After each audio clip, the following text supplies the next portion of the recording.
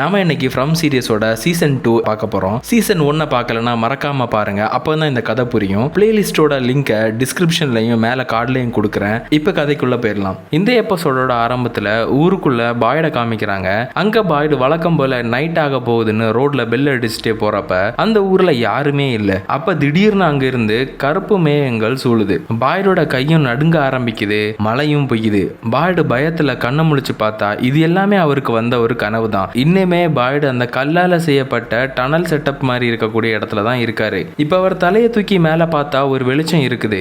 அந்த கல்லை பிடிச்சி மேல ஏற ட்ரை பண்றாரு. ஆனா அவரால் மேல ஏற முடியல. ஹெல்ப் ஹெல்ப்னு கத்துறாரு. அப்படியே ஒரு பையனை காமிக்கிறாங்க. ஹெட்செட்ல பாட்டு கேட்டுட்டே தூங்கிட்டு ஒரு பஸ்ல போயிட்டு இருக்கிறான். தூக்கத்துல இருந்து எந்திரிச்சதுமே வெளியே பாக்குறான்.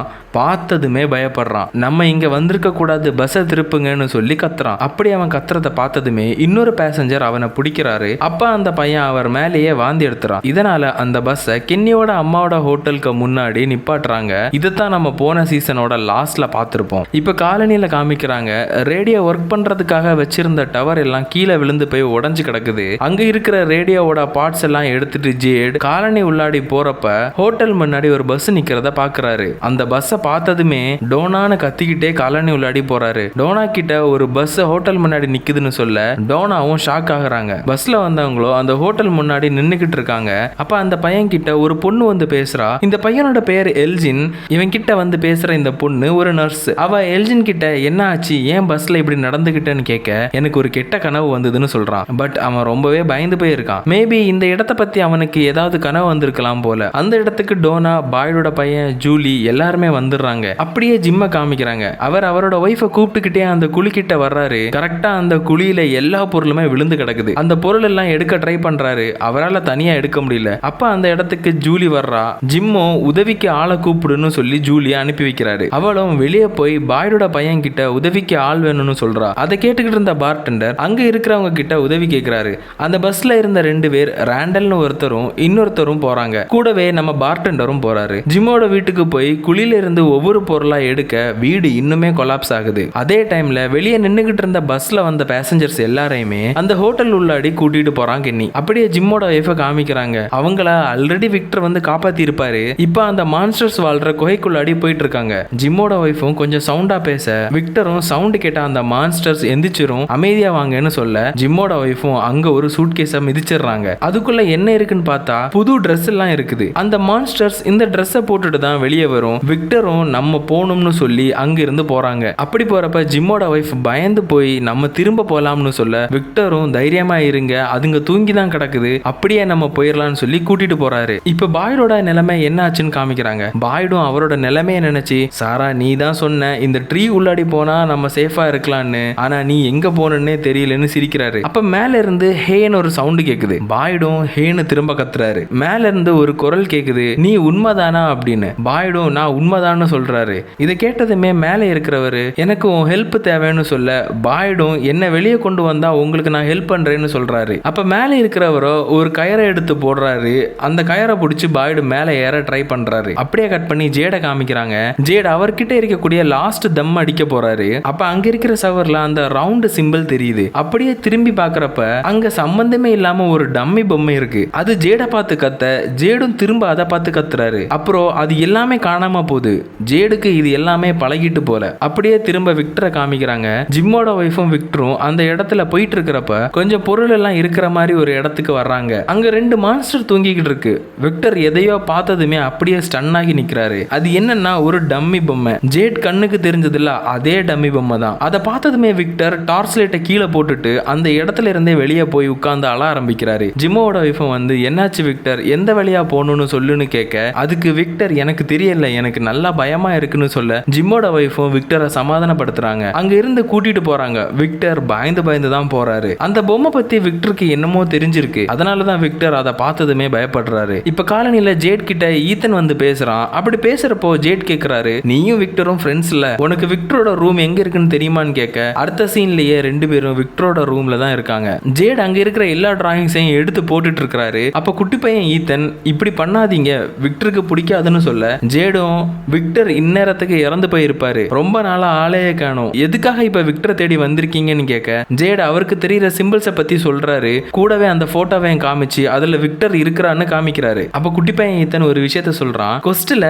சிம்பிள்ஸ் எல்லாம் தேவை. ஜேடோ என்ன கொஸ்டான்னு கேட்க, ஆமா இதெல்லாம் ஒரு கேம் மாதிரி, இந்த மாதிரி கொஸ்ட விளையாடணும் அப்படின்னா கண்டிப்பா சிம்பிள்ஸ் முக்கியம், சிம்பிள்ஸ்ல நல்ல சிம்பிள்ஸும் இருக்கும் கெட்ட சிம்பிள்ஸும் இருக்கும்னு சொல்ல, ஜேடு கெட்ட சிம்பிளான்னு கேக்குறாரு. ஆமா கெட்ட சிம்பிள்ஸ் நம்மள கெட்டது பண்ண வைக்கும்னு சொல்றான். ஜேடும் அப்படியே நிக்கிறாரு. அப்படியே பஸ் கிட்ட காமிக்கிறாங்க. அங்க டோனா அந்த பஸ் டிரைவர் கிட்ட மான்ஸ்டர் பத்தி எல்லாம் சொல்ல, அந்த பஸ் டிரைவரும் இதெல்லாம் சின்ன பிள்ளைக்கு கதை சொல்ற மாதிரி இருக்குன்னு சொல்லி அந்த பஸ்ல ஏற போறாங்க. டோனாவும் விடுற மாதிரியே இல்ல. அதே டைம்ல எல்ஜின் கிட்ட அந்த பஸ்ல இருந்த நர்ஸும், நீ ஓகே தானே, உன்னால நடக்க முடியும் தானேன்னு கேட்டுட்டு அப்படியே ஹோட்டலுக்குள்ள கூட்டிட்டு போலாம்னு பார்த்தா அவனுக்கு அந்த இடத்துலயே வலி போயிருது. எல்லாரும் எல்ஜினை வந்து பிடிக்கிறாங்க. சேம் டைம்ல ஜிம்முக்கு வீட்டுக்குள்ளாடி எல்லாருமே அந்த குழியில இருக்கிற பொருள் எல்லாம் எடுக்க ட்ரை பண்றப்போ வீடு கொலாப்ஸ் ஆகி அப்படியே மொத்தமா இடிஞ்சு விழுது. ஜூலியும் அப்பா அப்பான்னு கத்துறா. ஜிம்மோட மேல ஒரு பெரிய மரம் இருக்குது. பார்ட்டனோட கால் மேல ஒரு பலகை கிடக்குது. அவருக்கு கால்ல அடி. இன்னொரு பையன் பேச்சு மூச்சு இல்லாம இருக்கான். அப்ப அங்க அந்த உடஞ்சு கிடக்கிற வீட்டுக்குள்ளாடி இருந்து ரேண்டல் வெளியே வர்றாரு. அவர் மட்டும் தான் தப்பிச்சது. ரேண்டலுக்கு ஏதாவது அடிபட்டு இருக்கான்னு டாக்டர் செக் பண்ணிட்டு இருக்காங்க. இப்ப அப்படியே விக்டரை காமிக்கிறாங்க. விக்டரும் ஜிம்மோட ஒய்ஃபும் அந்த மான்ஸ்டர்ஸ் வாழ்ற இடத்துல இருந்து வெளியே போக ட்ரை பண்றாங்க. அந்த இடத்தோட நடுவுல கல்லால வச்சு டவர் மாதிரி அடுக்கி இருக்கு. திடீர்னு பார்த்தா பால் மாதிரி இருக்கிற ஒரு கல்லு உருண்டு அது மேலேயே பட்டு அந்த டவரும் சரிஞ்சு கீழே விழுது. அந்த பால் எங்க இருந்துடா வந்ததுன்னு ஜிம்மோட ஒய்ஃப் போய் பாக்குறப்ப அந்த கேஜுக்குள்ளாடி ஒரு குட்டி மான்ஸ்டரா இல்ல மனுஷனான்னு தெரியல. அது ஒரு செகண்ட் ஜிம்மோட ஒய்ஃபோட கண்ணுக்கு தெரியுது. இத பார்த்ததுமே ஜிம்மோட ஒய்ஃப் பயந்து சவுண்ட் போட்டுறாங்க. இந்த சவுண்ட் கேட்டு அங்க இருக்கிற மான்ஸ்டர்ஸ் ஒன்னு முழிக்குது. ஜிம்மோட ஒய்ஃபும் கீழே பாக்குறப்ப அங்க தண்ணி சொட்டுக்கிட்டு இருக்கு. மான்ஸ்டர்ஸ் வர எந்திரிச்சு இவங்கள பார்த்து வருது. அங்க கொஞ்சம் தண்ணி கெட்டி கிடக்கு. அந்த தண்ணி எங்க இருந்து வருதோ அந்த வழியிலேயே போறாங்க. ஏன்னா இவங்க குழி தோன்றப்ப மழை பொஞ்சி இருக்கும். அப்படி தண்ணி வருதுன்னா வெளியே போற வழி இருக்க சான்ஸ் இருக்குன்னு அந்த தண்ணி வர்ற இடத்தையே ஃபாலோ பண்ணி போக அப்படியே வெளியேயும் வந்துடுறாங்க. ஆனாலும் அங்க இருந்து திரும்பவும் ஓட ஆரம்பிக்கிறாங்க. ஏன்னா நைட் ஆக ஆரம்பிக்குது. அப்படி இப்ப ஊர்ல காமிக்கிறாங்க. அந்த டாக்டர் ரேண்டலை செக் பண்ணிக்கிட்டு அந்த பஸ்ல வந்த நர்ஸையும் பாக்குறாங்க. ரெண்டு பேரும் அழுதுகிட்டே வந்து ஹக் பண்ணிக்கிறாங்க. இந்த பஸ்ல வந்த நர்ஸ் வேற யாரும் இல்ல, டாக்டருக்கு ஒரு பொண்ணோட என்கேஜ் ஆகிருக்குன்னு சாரா கிட்ட சொல்லியிருப்பாங்கல்ல, அந்த என்கேஜ் ஆன பொண்ணு தான் இவங்க. எப்படியோ இவங்க ரெண்டு பேரும் இங்கேயே சேர்ந்துட்டாங்க. இப்ப ஜிம்ம காமிக்கிறாங்க. அவர் நல்ல வசமா மாட்டி கிடக்குறாரு. அவர் வெளியே எடுக்க ட்ரை பண்றாங்க. ப்ராப்ளம் என்னன்னா ஒரு பலகையை வெளியே எடுத்தா இன்னொரு பலகை உள்ள போகுது. அப்படி உள்ள போற பலகை உள்ளாடி மாட்டி கிடக்குற அவங்கள நசுக்க ஆரம்பிக்குது. சோ ஜிம் என்ன சொல்றாருன்னா, நீங்க எவ்வளவு ஸ்லோவா எடுக்க முடியுமோ அவ்வளவு ஸ்லோவா எடுங்க, அப்பதான் நாங்க உயிரோட இருக்க வாய்ப்பு இருக்குன்னு சொல்ல, அதுக்கு ஜூலியும் இல்ல நைட் ஆக போகுதுன்னு சொல்ல, ஜிம்மும் எங்களை அப்படியே விட்டுருங்கன்னு சொல்றாரு. இதை கேட்டு ஜூலி அல்றா. உடனே டோனாவும் சொல்றாங்க, நாங்க அந்த சிம்பிள் போட்ட கல் இல்லாம இந்த ஊர்ல எவ்வளவு நாள் ஒளிஞ்சிருந்திருக்கோம் தெரியுமா, அந்த மான்ஸ்டரால எங்களை கண்டுபிடிக்கவே முடியல, அதனால அவங்கள அப்படியே விட்டுறலாம், அவங்க சவுண்டு போடாம இருந்தா கண்டிப்பா மார்னிங் உயிரோட இருப்பாங்க, முடிஞ்ச வர அந்த மான்ஸ்டர்ஸ் இவங்கள பார்க்காத மாதிரி மறைச்சு வைப்போம்னு சொல்லிட்டு இருக்கிறப்ப அந்த பஸ்ஸை ஸ்டார்ட் பண்றாங்க. அதை பார்த்த டோனா கடுப்பாகி ஒரு கன்னை எடுத்துட்டு வந்து பஸ்ஸோட டயரை சுட்டுறாங்க. இப்படி கன்னை வச்சு சுட்டதுனால அங்க இருந்த கொஞ்சம் ஆட்கள் பயந்து ஓடிடுறாங்க. அந்த புது பையன் எல்ஜினும் அங்க இருந்து ஓடிடுறான். அப்படி ஓடி போன மக்களை திரும்ப கூட்டிட்டு வர்றதுக்காக ஃபாத்திமாவும் பாய்டோட பையனும் போறாங்க. அதே டைம்ல கென்னி கன்னை காமிச்சு அங்க இருக்கிற எல்லாரையும் அந்த ஹோட்டல் உள்ளாடி போக சொல்றான். எல்லாருமே பயந்து போறாங்க. இப்ப ஜூலி ஜிம் கிட்ட வந்து, அம்மா எங்கன்னு தெரியல, நீங்களும் இப்படி மாட்டிக்கிட்டு இருக்கீங்க, என்ன பண்ணன்னு சொல்லி ஆள. ஜிம்மும் அந்த குழிக்குள்ள ஒரு டனல் போன மாதிரி இருந்தது, கண்டிப்பா உன் அம்மா உயிரோட தான் இருப்பா, நீ கவலைப்படாதேன்னு சொல்றாரு. மான்ஸ்டர்ஸ் இவங்க எல்லாரையும் பார்க்காம இருக்கிறதுக்காக அங்க கொஞ்சம் ஷீட்ஸ் எல்லாம் போட்டு மறைக்கிறாங்க. அப்படியே இப்ப பாய்ட காமிக்கிறாங்க. அவர் அந்த டனல்ல இருந்து கயரை பிடிச்சி வெளியே வந்துடுறாரு. வெளியே வந்து பார்த்தா அங்க ஒருத்தர சங்கிலியில கெட்டி போட்டு வச்சிருக்காங்க. அவர் ரொம்ப நாளா இங்க இருக்கிறாரு போல. ஆளு உடம்பெல்லாம் சுருங்கி எலும்பும் தோலுமா இருக்காரு. அவர் பாய்ட பார்த்து, உன் கையில என்ன வச்சிருக்க, கன்னான்னு கேக்குறாரு. பாய்டும் ஆமா அது கன்னு தான் சொல்றாரு. அப்ப வேலை இன்னும் ஈஸியா போச்சுன்னு சொல்ல, பாய்டும் என்னன்னு கேக்குறாரு. சங்கிலியில மாட்டி கிடந்தவரும் அந்த துப்பாக்கியால என்ன கொல்லத்தான்னு சொல்றாரு. அவர் அந்த சங்கிலியில மாட்டி கிடந்தவர்கிட்ட நம்ம எங்க இருக்கோம்னு கேக்குறாரு. அவரும் நம்ம ஒரு டீல் போட்டோம், உன்னை நான் ஹெல்ப் பண்ணா நீ எனக்கு ஹெல்ப் பண்ணுவேன்னு சொன்னா என்ன கொல்லுன்னு சொல்றாரு. பாய்டு அந்த பக்கமா போய் பார்த்தா ஆல்ரெடி ரெண்டு பேரை சங்கிலியில கெட்டி போட்டுருக்கு. ரெண்டு பேரும் இறந்து காஞ்சி கருவாடா இருக்காங்க. பாய்டும் இதை யார் பண்ணான்னு கேட்க, சங்கிலியில மாட்டிட்டு இருக்கிறவரோ, என் பேரு மார்டின், நீ அந்த டவுன்ல இருந்தா வர்றேன்னு கேக்குறாரு. பாய்டும் ஆமா நான் டவுன்ல இருந்தா வரேன்னு சொல்ல, உடனே மார்டினும் நான் எப்பவுமே டவுன் தான் ரொம்ப மோசமான இடம்னு நினைச்சிட்டு இருந்தேன், அப்புறம் அந்த ஹோல் இருக்கிற ட்ரீ உள்ள போனேன், அப்படி மரத்துக்குள்ள போன விஷயத்தை பத்தி சொல்றப்ப பாய்டு ஒரு செகண்ட் ஸ்டன் ஆனதுமே மார்டினும், ஓ நீயும் அந்த மரத்தை யூஸ் பண்ணி இருக்கியான்னு கேட்க, பாய்டும் ஆமான்னு சொல்றாரு. மார்டின் தொடர்ந்து பேசுறாரு, அந்த ட்ரீ நமக்கு சில சமயம் நல்லதும் பண்ணும், நம்மள எங்கேயாவது சிக்க வைக்கிற மாதிரி ஏதாவது இடத்துல மாட்டி விட்டுட்டும் போயிடும்னு சொல்றாரு. இப்ப கூட அந்த ட்ரீ உன்னை இங்க கொண்டு விட்டுருக்கு, உன்னை அவங்க பிடிக்க போறாங்கன்னு சொல்றாரு. பாய்டு அங்க இருக்க கதவை திறந்து பார்த்துட்டு யாருன்னு கேக்குறாரு. கூடவே எவ்வளவு நாள் இங்க மாட்டிக்கிட்டு இருக்கீங்கன்னு கேட்க, மார்ட்டினும் ரொம்ப நாள் ஆயிட்டு, டேஸ் எல்லாம் எண்ணி எண்ணி எனக்கு மறந்தே போயிட்டு, உனக்கு நல்ல மனசு பாய்ட், ப்ளீஸ் அதுங்க வர்றதுக்கு முன்னாடி இங்க இருந்து போயிருன்னு சொல்றாரு. பாய்டும் மார்ட்டினோட கையில பாக்குறப்போ ஒரு டாட்டூ இருக்கு, அது மெரெயின்ல ஒர்க் பண்றவங்க போடுற டாட்டூ. அதை பார்த்ததுமே பாய்டு உங்களை நான் காப்பாத்துவேன்னு சொல்றாரு. மார்ட்டினும் ப்ளீஸ் பாய்டு, நீ எனக்கு ஹெல்ப் பண்ணணும்னு நினைச்சீங்கன்னா என்ன கொன்னா மட்டும் போதும்னு கெஞ்சுறாரு. அப்படியே அங்க கட் பண்ணி ஹோட்டல் உள்ளாடி தான் காமிக்கிறாங்க. பஸ்ல வந்த எல்லாரையும் டோனா கண்ணை காமிச்சு பிடிச்சு வச்சிருக்காங்க. அந்த மக்கள் எல்லாருமே பயந்து போயிருக்காங்க. டோனா எவ்வளவுதான் சொன்னாலும் கேட்கற மாதிரியே இல்ல அவங்க. அப்ப டோனா அந்த ரோட்ல கடந்த ட்ரீயை பத்தி சொல்ல, பஸ் டிரைவரும் உங்களுக்கு எப்படி ட்ரீயை பத்தி தெரியும்னு கேட்க, டோனாவும் இங்க இருக்கிற எல்லாருக்குமே அது தெரியும்னு சொல்றாங்க. இப்ப ஜிம்மோட வைஃபையும் விக்டரையும் காமிக்கிறாங்க. அவங்க ரெண்டு பேரும் அந்த மான்ஸ்டர்ஸ் கிட்ட மாட்டாம ஒளிஞ்சு ஒளிஞ்சு போறப்ப விக்டர் அங்க ஒரு ட்ரக் இருக்குது, அதுக்கு பின்னாடி சேஃபா இருக்க ஒரு பிளேஸ் இருக்குன்னு சொல்லி ரெண்டு பேருமே அந்த ட்ரக்கை ஓபன் பண்ணி உள்ள போறாங்க. உள்ள போய் பார்த்தா ஆல்ரெடி யாரோ யூஸ் பண்ற மாதிரி இருக்கு. விக்டரும் முன்னாடி எல்லாம் இங்க தான் அடிக்கடி வருவேன், நம்ம கிட்ட இப்ப அந்த சிம்பிள் போட்ட கல் இல்ல, சோ சவுண்ட் போடாம இருக்கணும், அப்பதான் அந்த மான்ஸ்டர்ஸ் கண்டுபிடிக்காதுன்னு சொல்றாரு. இப்ப திரும்ப ஹோட்டல்ல காமிக்கிறாங்க. அங்க டாக்டரும் அந்த பஸ்ல வந்த நர்ஸும் பேசிக்கிறாங்க. பஸ்ல வந்த நர்ஸோட பேரு மரியல்லா, நம்ம மரியன் கூப்பிடுவோம். மரியா டாக்டரை பத்தி என்ன சொல்றான்னா, நீ காணாம போய் 6 மாசம் ஆச்சு, ஒரு போன் கூட பண்ணல, 2 ஹவர்ஸுக்கும் குறைவான தூரத்துல இருந்துகிட்டு நீ எங்களை யாரையுமே பார்க்க வரல,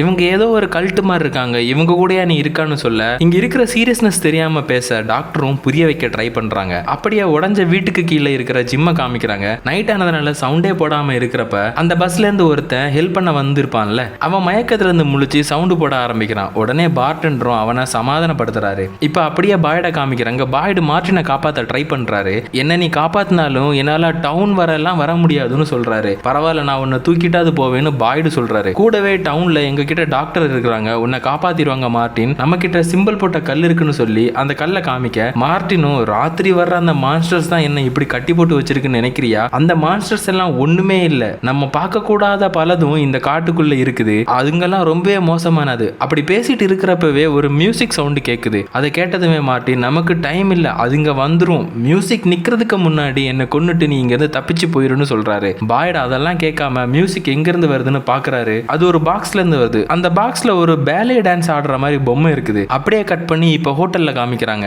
அந்த ராண்டல் 2 பேர் கூட சேர்ந்து ஏதோ பிளான் பண்ற மாதிரி எல்லாம் இருக்கு. அதை டோனா கவனிச்சுக்கிட்டே இருக்காங்க.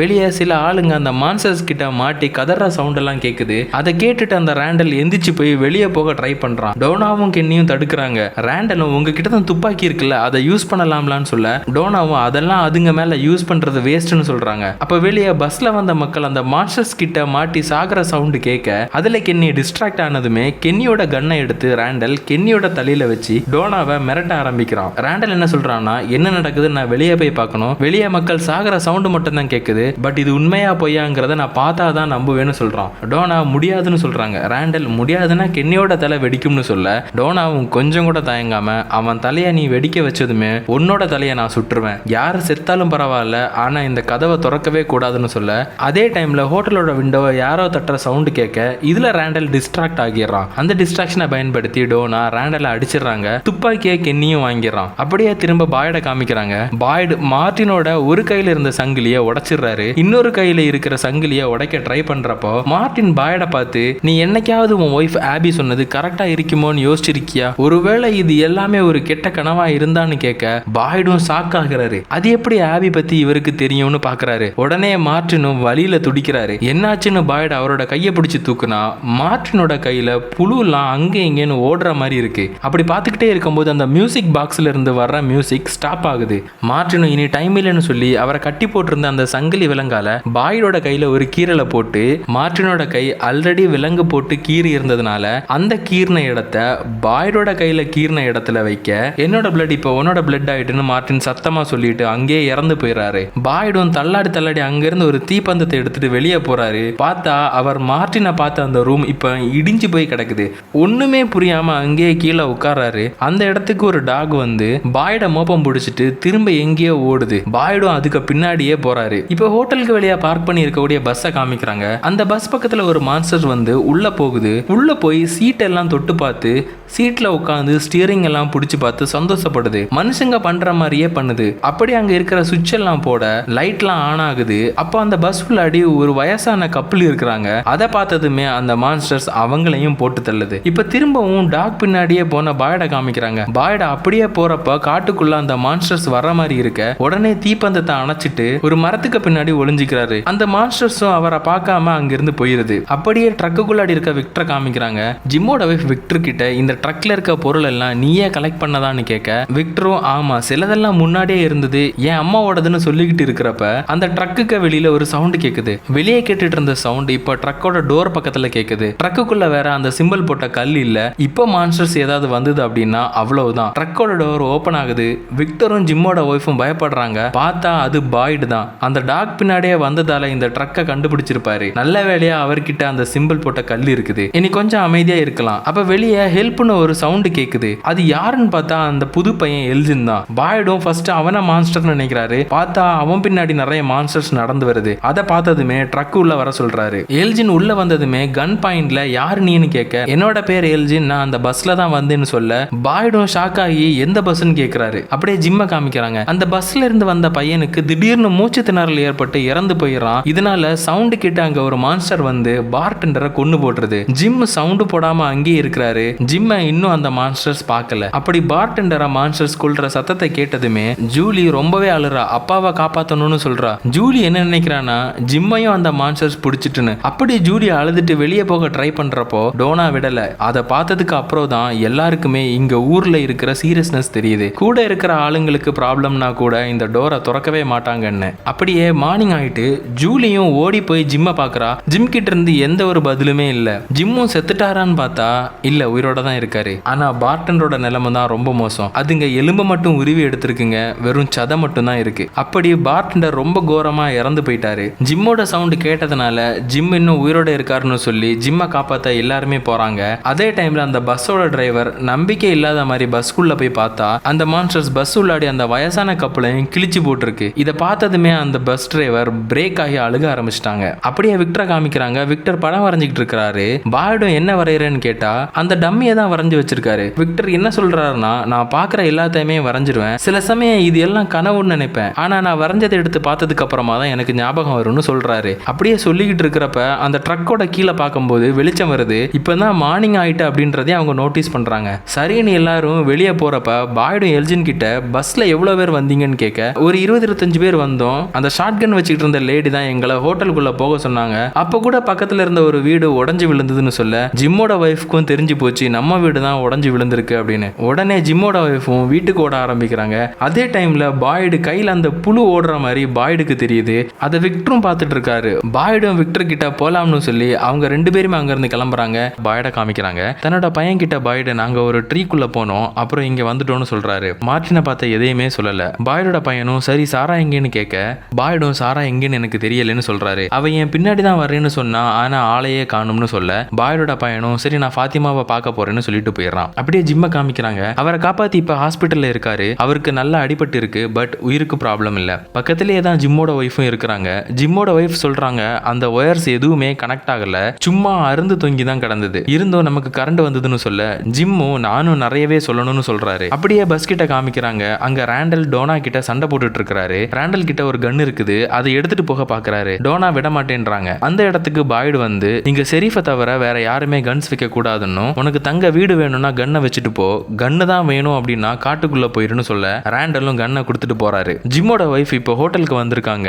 அங்க கென்னியோட அம்மா கிட்ட வீடு இடிஞ்சு விழுந்ததுனால எங்க கிட்ட ட்ரெஸ் எதுவுமே இல்ல, ஸ்டோரேஜ்ல இருந்து ஏதாவது எடுத்துக்கவான்னு கேட்க கென்னியோட அம்மாவும் சரி எடுத்துக்கோங்க, எங்க வீட்லயே வந்து தங்கிக்கோங்கன்னு சொல்றாங்க. அதே டைம்ல கென்னியும் பாய்டோட பையனும் காட்டுக்குள்ள பொறி வச்சிட்டு இருக்காங்க. சின்ன விலங்கு ஏதாவது கிடைச்சுன்னா அடிச்சு சாப்பிடத்தான். அந்த பொரியை வைக்கிறதுக்கு தேவையான ஒரு இரும்பு ராடை காணும். அப்ப திடீர்னு ஒரு பாட்டோட சவுண்ட் கேக்குது. அந்த சவுண்ட் வந்த இடத்துக்கே வந்து பார்த்தா அந்த மான்ஸ்டர்ஸ் ஒரு பொண்ணை மரத்தோட மரமா மண்டையில ஒரு இரும்பு ராடை சொருகி வச்சிருக்குது. அந்த பொண்ணோட போன்ல தான் அலாம் அடிச்சிட்டு இருக்குது. அந்த சவுண்டை கேட்டு தான் அவங்க இங்க வந்திருக்காங்க. கென்னியும் பாய்டோட பையனும் அந்த மான்ஸ்டர்ஸ் ஏன் இப்படி பண்ணி வச்சிருக்குதுங்கன்னு பக்கத்துல போய் பாக்குறப்ப திடீர்னு அந்த பொண்ணு முழிக்கிறா. உடனே டாக்டரை கூப்பிட போறாங்க. அப்படியே விக்டரை காமிக்கிறாங்க. விக்டர் அவரோட ரூமுக்கு வந்து பார்த்தா எல்லாமே கலைஞ்சு போய் கிடக்குது. அங்க நின்னுகிட்டு இருந்த ஒரு பொண்ணு கிட்ட இங்க யாரு வந்தான்னு கேட்க ஜிம்மோட பையனும் ஜேடும் தான் வந்தாங்கன்னு சொல்றா. விக்டர் எதையோ தேடுறாரு. ஆனா அதை காணும். உடனே ஜேடோட வீட்டுக்கு போறாரு. அங்க அங்க போனா ஒரு வயலின் சவுண்ட் கேக்குது. அந்த வயலினை ஜேடு தான் ப்ளே பண்ணிட்டு இருக்காரு. விக்டர் ஒரு செகண்ட் அப்படியே நிக்கிறாரு. இருந்தும் டோரை நாக் பண்ண ஜேடும் யாரடான்னு வந்து பார்த்தா அது விக்டர் தான். ஜேடும் விக்டரை பார்த்ததுமே சந்தோஷப்படுறாரு.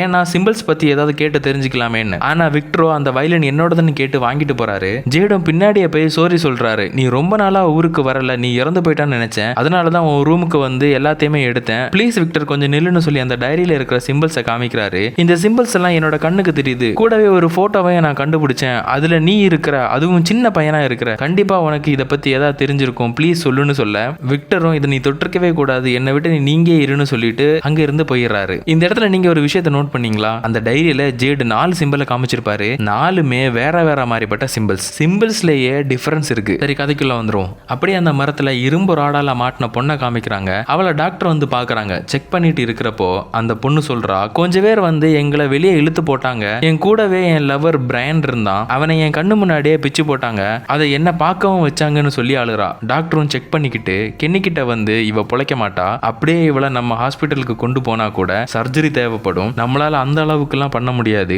நம்ம தான் இவளை முடிச்சு விடணும்னு சொல்றாங்க. அந்த பொண்ணுக்குமே தெரியுது அவ பொழைக்க மாட்டான்னு. சோ டாக்டரை கூப்பிட்டு டாக்டர் கிட்ட கேக்குறா, நான் பொழைக்க மாட்டேன் தானேன்னு. டாக்டரும் ஆமா நீ பொழைக்க வாய்ப்பு இல்லைன்னு சொல்றாங்க. அதே டைம்ல எல்ஜினுக்கு ஃபாத்திமா காலனியை சுத்தி காமிக்கிறா. அப்ப எல்ஜின் இங்க ஏதாவது குளம் இருக்கா, இல்ல ஏதாவது தண்ணி தேங்குற இடம் மாதிரி ஏதாவது இருக்கான்னு கேட்க ஃபாத்திமாவும் இருக்குன்னு சொல்லி கூட்டிட்டு போறா. அங்க போய் பார்த்த எல்ஜின் ஷாக்லயே இருக்கான். ஃபாத்திமாவும் எப்படி உனக்கு இங்க ஒரு குளம் இருக்கிறது தெரியும்னு கேட்க எல்ஜின் நான் இதை எல்லாமே பார்த்தேன், ஒரு கனவுல பார்த்தேன்னு சொல்ல ஃபாத்திமாவும் கரெக்ட் தான், இங்க நாடியான ஒரு பொண்ணு இருந்தா அவ அடிக்கடி சொல்லுவா இந்த இடம் நம்மளை கூப்பிடும்னு, ஆனா ஒரு சிலர் தான் அதுக்கு பதில் சொல்லுவாங்கன்னு சொல்லுவா. இந்த இடம் நமக்கு நிறைய விஷயத்த காமிக்கும், ஆனா நமக்கு தெரியாத எந்த விஷயத்தையுமே இது காமிக்காதுன்னு சொல்றா. அப்படியே ஜிம்மோட ஒய்ஃபை காமிக்கிறாங்க. அவங்க ட்ரெஸ் எல்லாம் இருக்கிற ஒரு ஸ்டோரேஜுக்கு போய் பொண்ணோட சேர்ந்து ட்ரெஸ் எல்லாம் எடுத்துட்டு வெளியே வந்தா அங்க 2 குட்டி பசங்க நிக்கிறாங்க.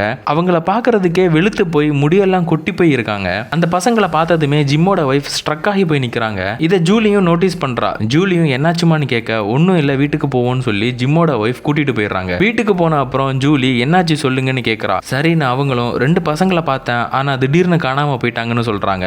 ஜூலியும் புரிஞ்சுக்கிறா இந்த இடம் இப்படித்தான் பண்ணும்னு. அப்படியே திரும்ப பாயட காமிக்கிறாங்க. அவர் அவரோட ஒய்ஃபோட சமாதிக்கு வந்து பேசுறாரு. அவர் காட்டுக்குள்ள போனதையெல்லாம் சொல்லிக்கிட்டு இருக்காரு. ஒருவேளை நீ சொன்னது எல்லாம் கரெக்டா இருக்குமோ, இது எல்லாமே ஒரு கனவா இருக்குமோ, ஒருத்தன் ஒரு இடத்துல சங்கிலியில மாட்டி கிடந்தான், திடீர்னு பார்த்தா அப்படி ஒரு இடமே இல்ல, ஆனா அவனுக்கு உன்னோட பேர் தெரிஞ்சிருக்கு, அப்ப இது எல்லாமே உண்மை இல்லதானு புலம்பிக்கிட்டு இருக்காரு. அதே டைம்ல டாக்டரையும் காமிக்கிறாங்க. அந்த மரத்துல மாட்டிக்கிட்டு இருக்கிற பொண்ணும் டாக்டர் கிட்ட பேசிக்கிட்டு இருக்கிறப்போ திடீர்னு பேசுறத ஸ்டாப் பண்ணிட்டு அது என்னது உங்களுக்கு அந்த சவுண்ட் கேக்குதான்னு கேக்குறா. கொஞ்ச நேரத்திலே அவ வலியில கத்துறா. அந்த பொண்ணு கத்துற சவுண்டை கேட்டு பாய்டும் வந்துடுறாரு. இங்க நடந்த எல்லா விஷயத்தையும் அவங்க கிட்ட கேட்டு தெரிஞ்சுக்கிறாரு. அவர் அந்த பொண்ணோட தலையில இருந்த ராடை எடுத்து விடுறாரு. அந்த பொண்ணும் அங்கே இறந்து போறா. எல்லாருமே அங்க இருந்து கிளம்பி போயிடுறாங்க. பாயோட பையனும் ஹோட்டலுக்கு போய் ஃபாத்திமாவை பார்த்து நம்ம வெயிட் பண்ண வேண்டாம், இங்கேயே நம்ம கல்யாணம் பண்ணிக்கலாம்னு சொல்ல ஃபாத்திமாவும் ஓகே சொல்றா. அப்படியே திரும்ப ஜிம்மோட ஒய்ஃபையும் காமிக்கிறாங்க. அவங்க குட்டி பையன் ஈத்தன் கூட பேசிக்கிட்டு இருக்காங்க. அப்ப ஈத்தன் எதையோ அடுக்கி விளையாடிக்கிட்டு இருக்கான். அதை பார்த்ததுமே ஜிம்மோட ஒய்ஃபுக்கு அந்த மாஸ்டரோட கொகையில இதே மாதிரிதான் டவர் ஒன்னு அடுக்கி வச்சிருக்கோம், அது ஞாபகம் வர வீட்டுக்கு முன்னாடி பார்த்தா அதே 2 குழந்தைங்க ஜிம்மோட ஒய்ஃபை பார்த்துக்கிட்டு இருக்காங்க. பாக்குறதுக்கு ஏதோ உதவி கேட்கிற மாதிரியே இருக்கு. அந்த 2 குழந்தைகளை பார்த்ததுமே தன்னோட பையனை கூட்டிக்கிட்டு வீட்டுக்குள்ள போயிடுறாங்க. அங்கேயே சீனை கட் பண்ணி பாய்ட காமிக்கிறாங்க. பாய்டு டோனாவை பார்க்க வந்திருக்காரு. கூடவே அந்த மான்ஸ்டர்ஸ் பண்ணதையும் சொல்றாரு.